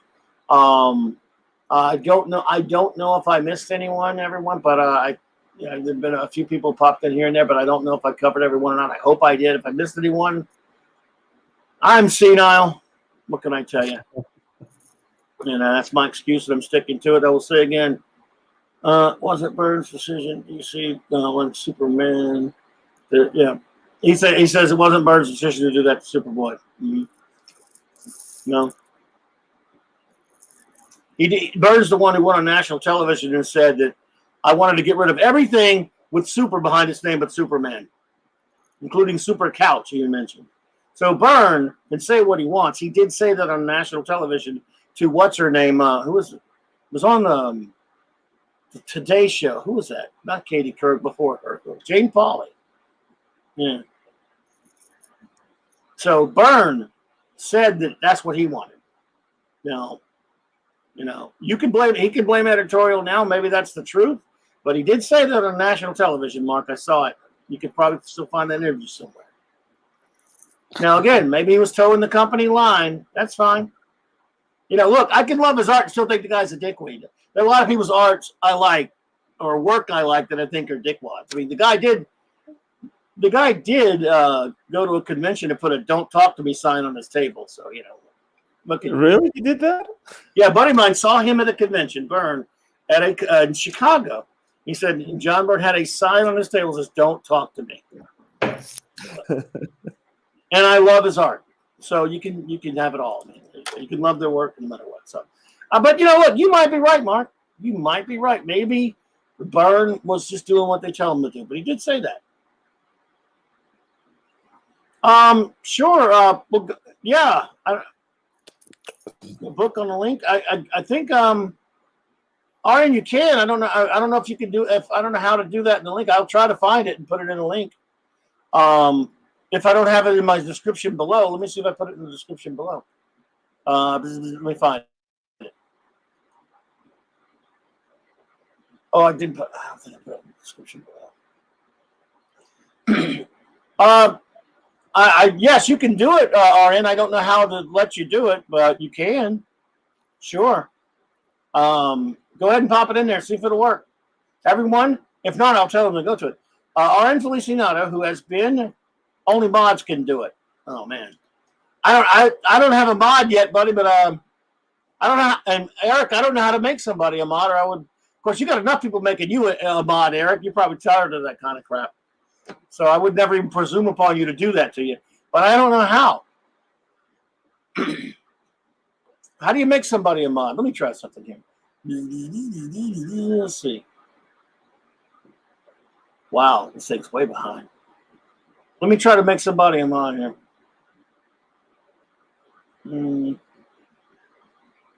Mark C. Mark C wants to be a mod. We'll see if I can make him. Oh, I did it. Mark C, I made you a moderator. How you like them apples, Charlie? Yeah. Let's see. Here you go. Arian, I made you a moderator. So there you go. And Eric, you don't have to mod for me, dude, because you do it for so many people, but just as an honorary one, I'm doing it so I can say I have one, because you are the man. So there you go. Yeah, you can do it now, Arian.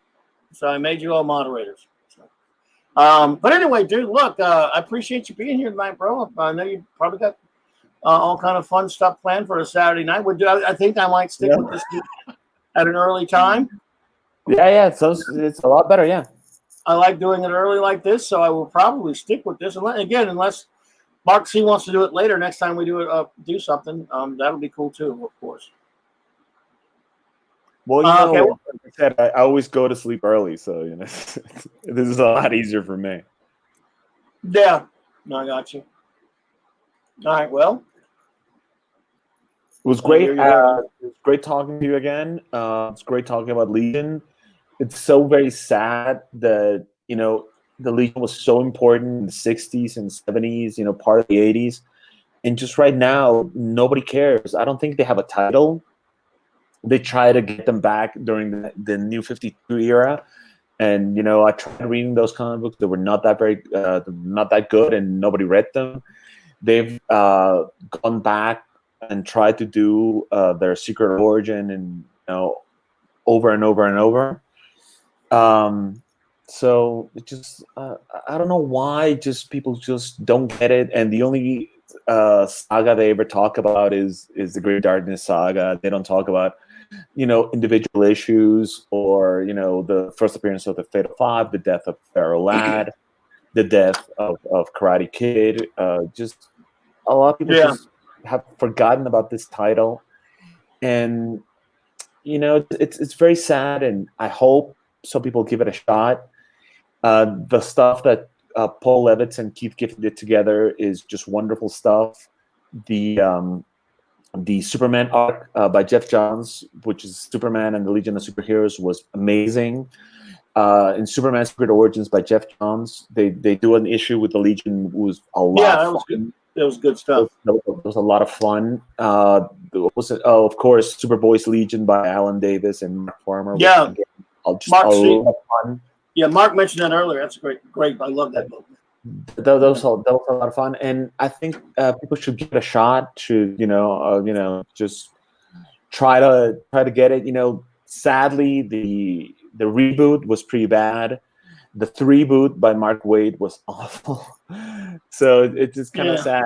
And it was kind of funny because the 3-boot was pretty bad, but the last few issues, I don't know, like the last 6 issues, the last 7 issues, Jim Shooter wrote them, and they were really good. And I'm like, hey, you know, the man has talent, and he has a thing for the Legion. So I don't know. I think you guys should give it a shot. And you know, they were not. They may have not made a lot of sense, you know, but they were just a lot of fun. So give it a shot. And All right, everyone. Even the adult Legion, I would recommend. All right, everyone. Well, you got, if you have not, anyone who does happen to hear this now or later on a re-listen, please, if you have not read any Legion, if we made any sense to you at all tonight, we're just going to, Legion fans kind of talking like it's more of an inside baseball type thing because we know everything, all the references. But if you are interested, try it out. I would recommend going with the Great and the Darkness saga first. If that doesn't do it for you, you may not just be into that. But yeah, I mean, in the DC app, which I have, they have all the Baxter series. Almost all Legions are on there. So if you like to read digital or whatever. So thank you all again. I want to say appreciate you being here, and I appreciate Carlos being here. I'm going to play us out with this hang on, man, this place unless you're in a hurry. I gotta play the outro. Thanks for the great, as always, the great Tolan Loki. Good night, everyone.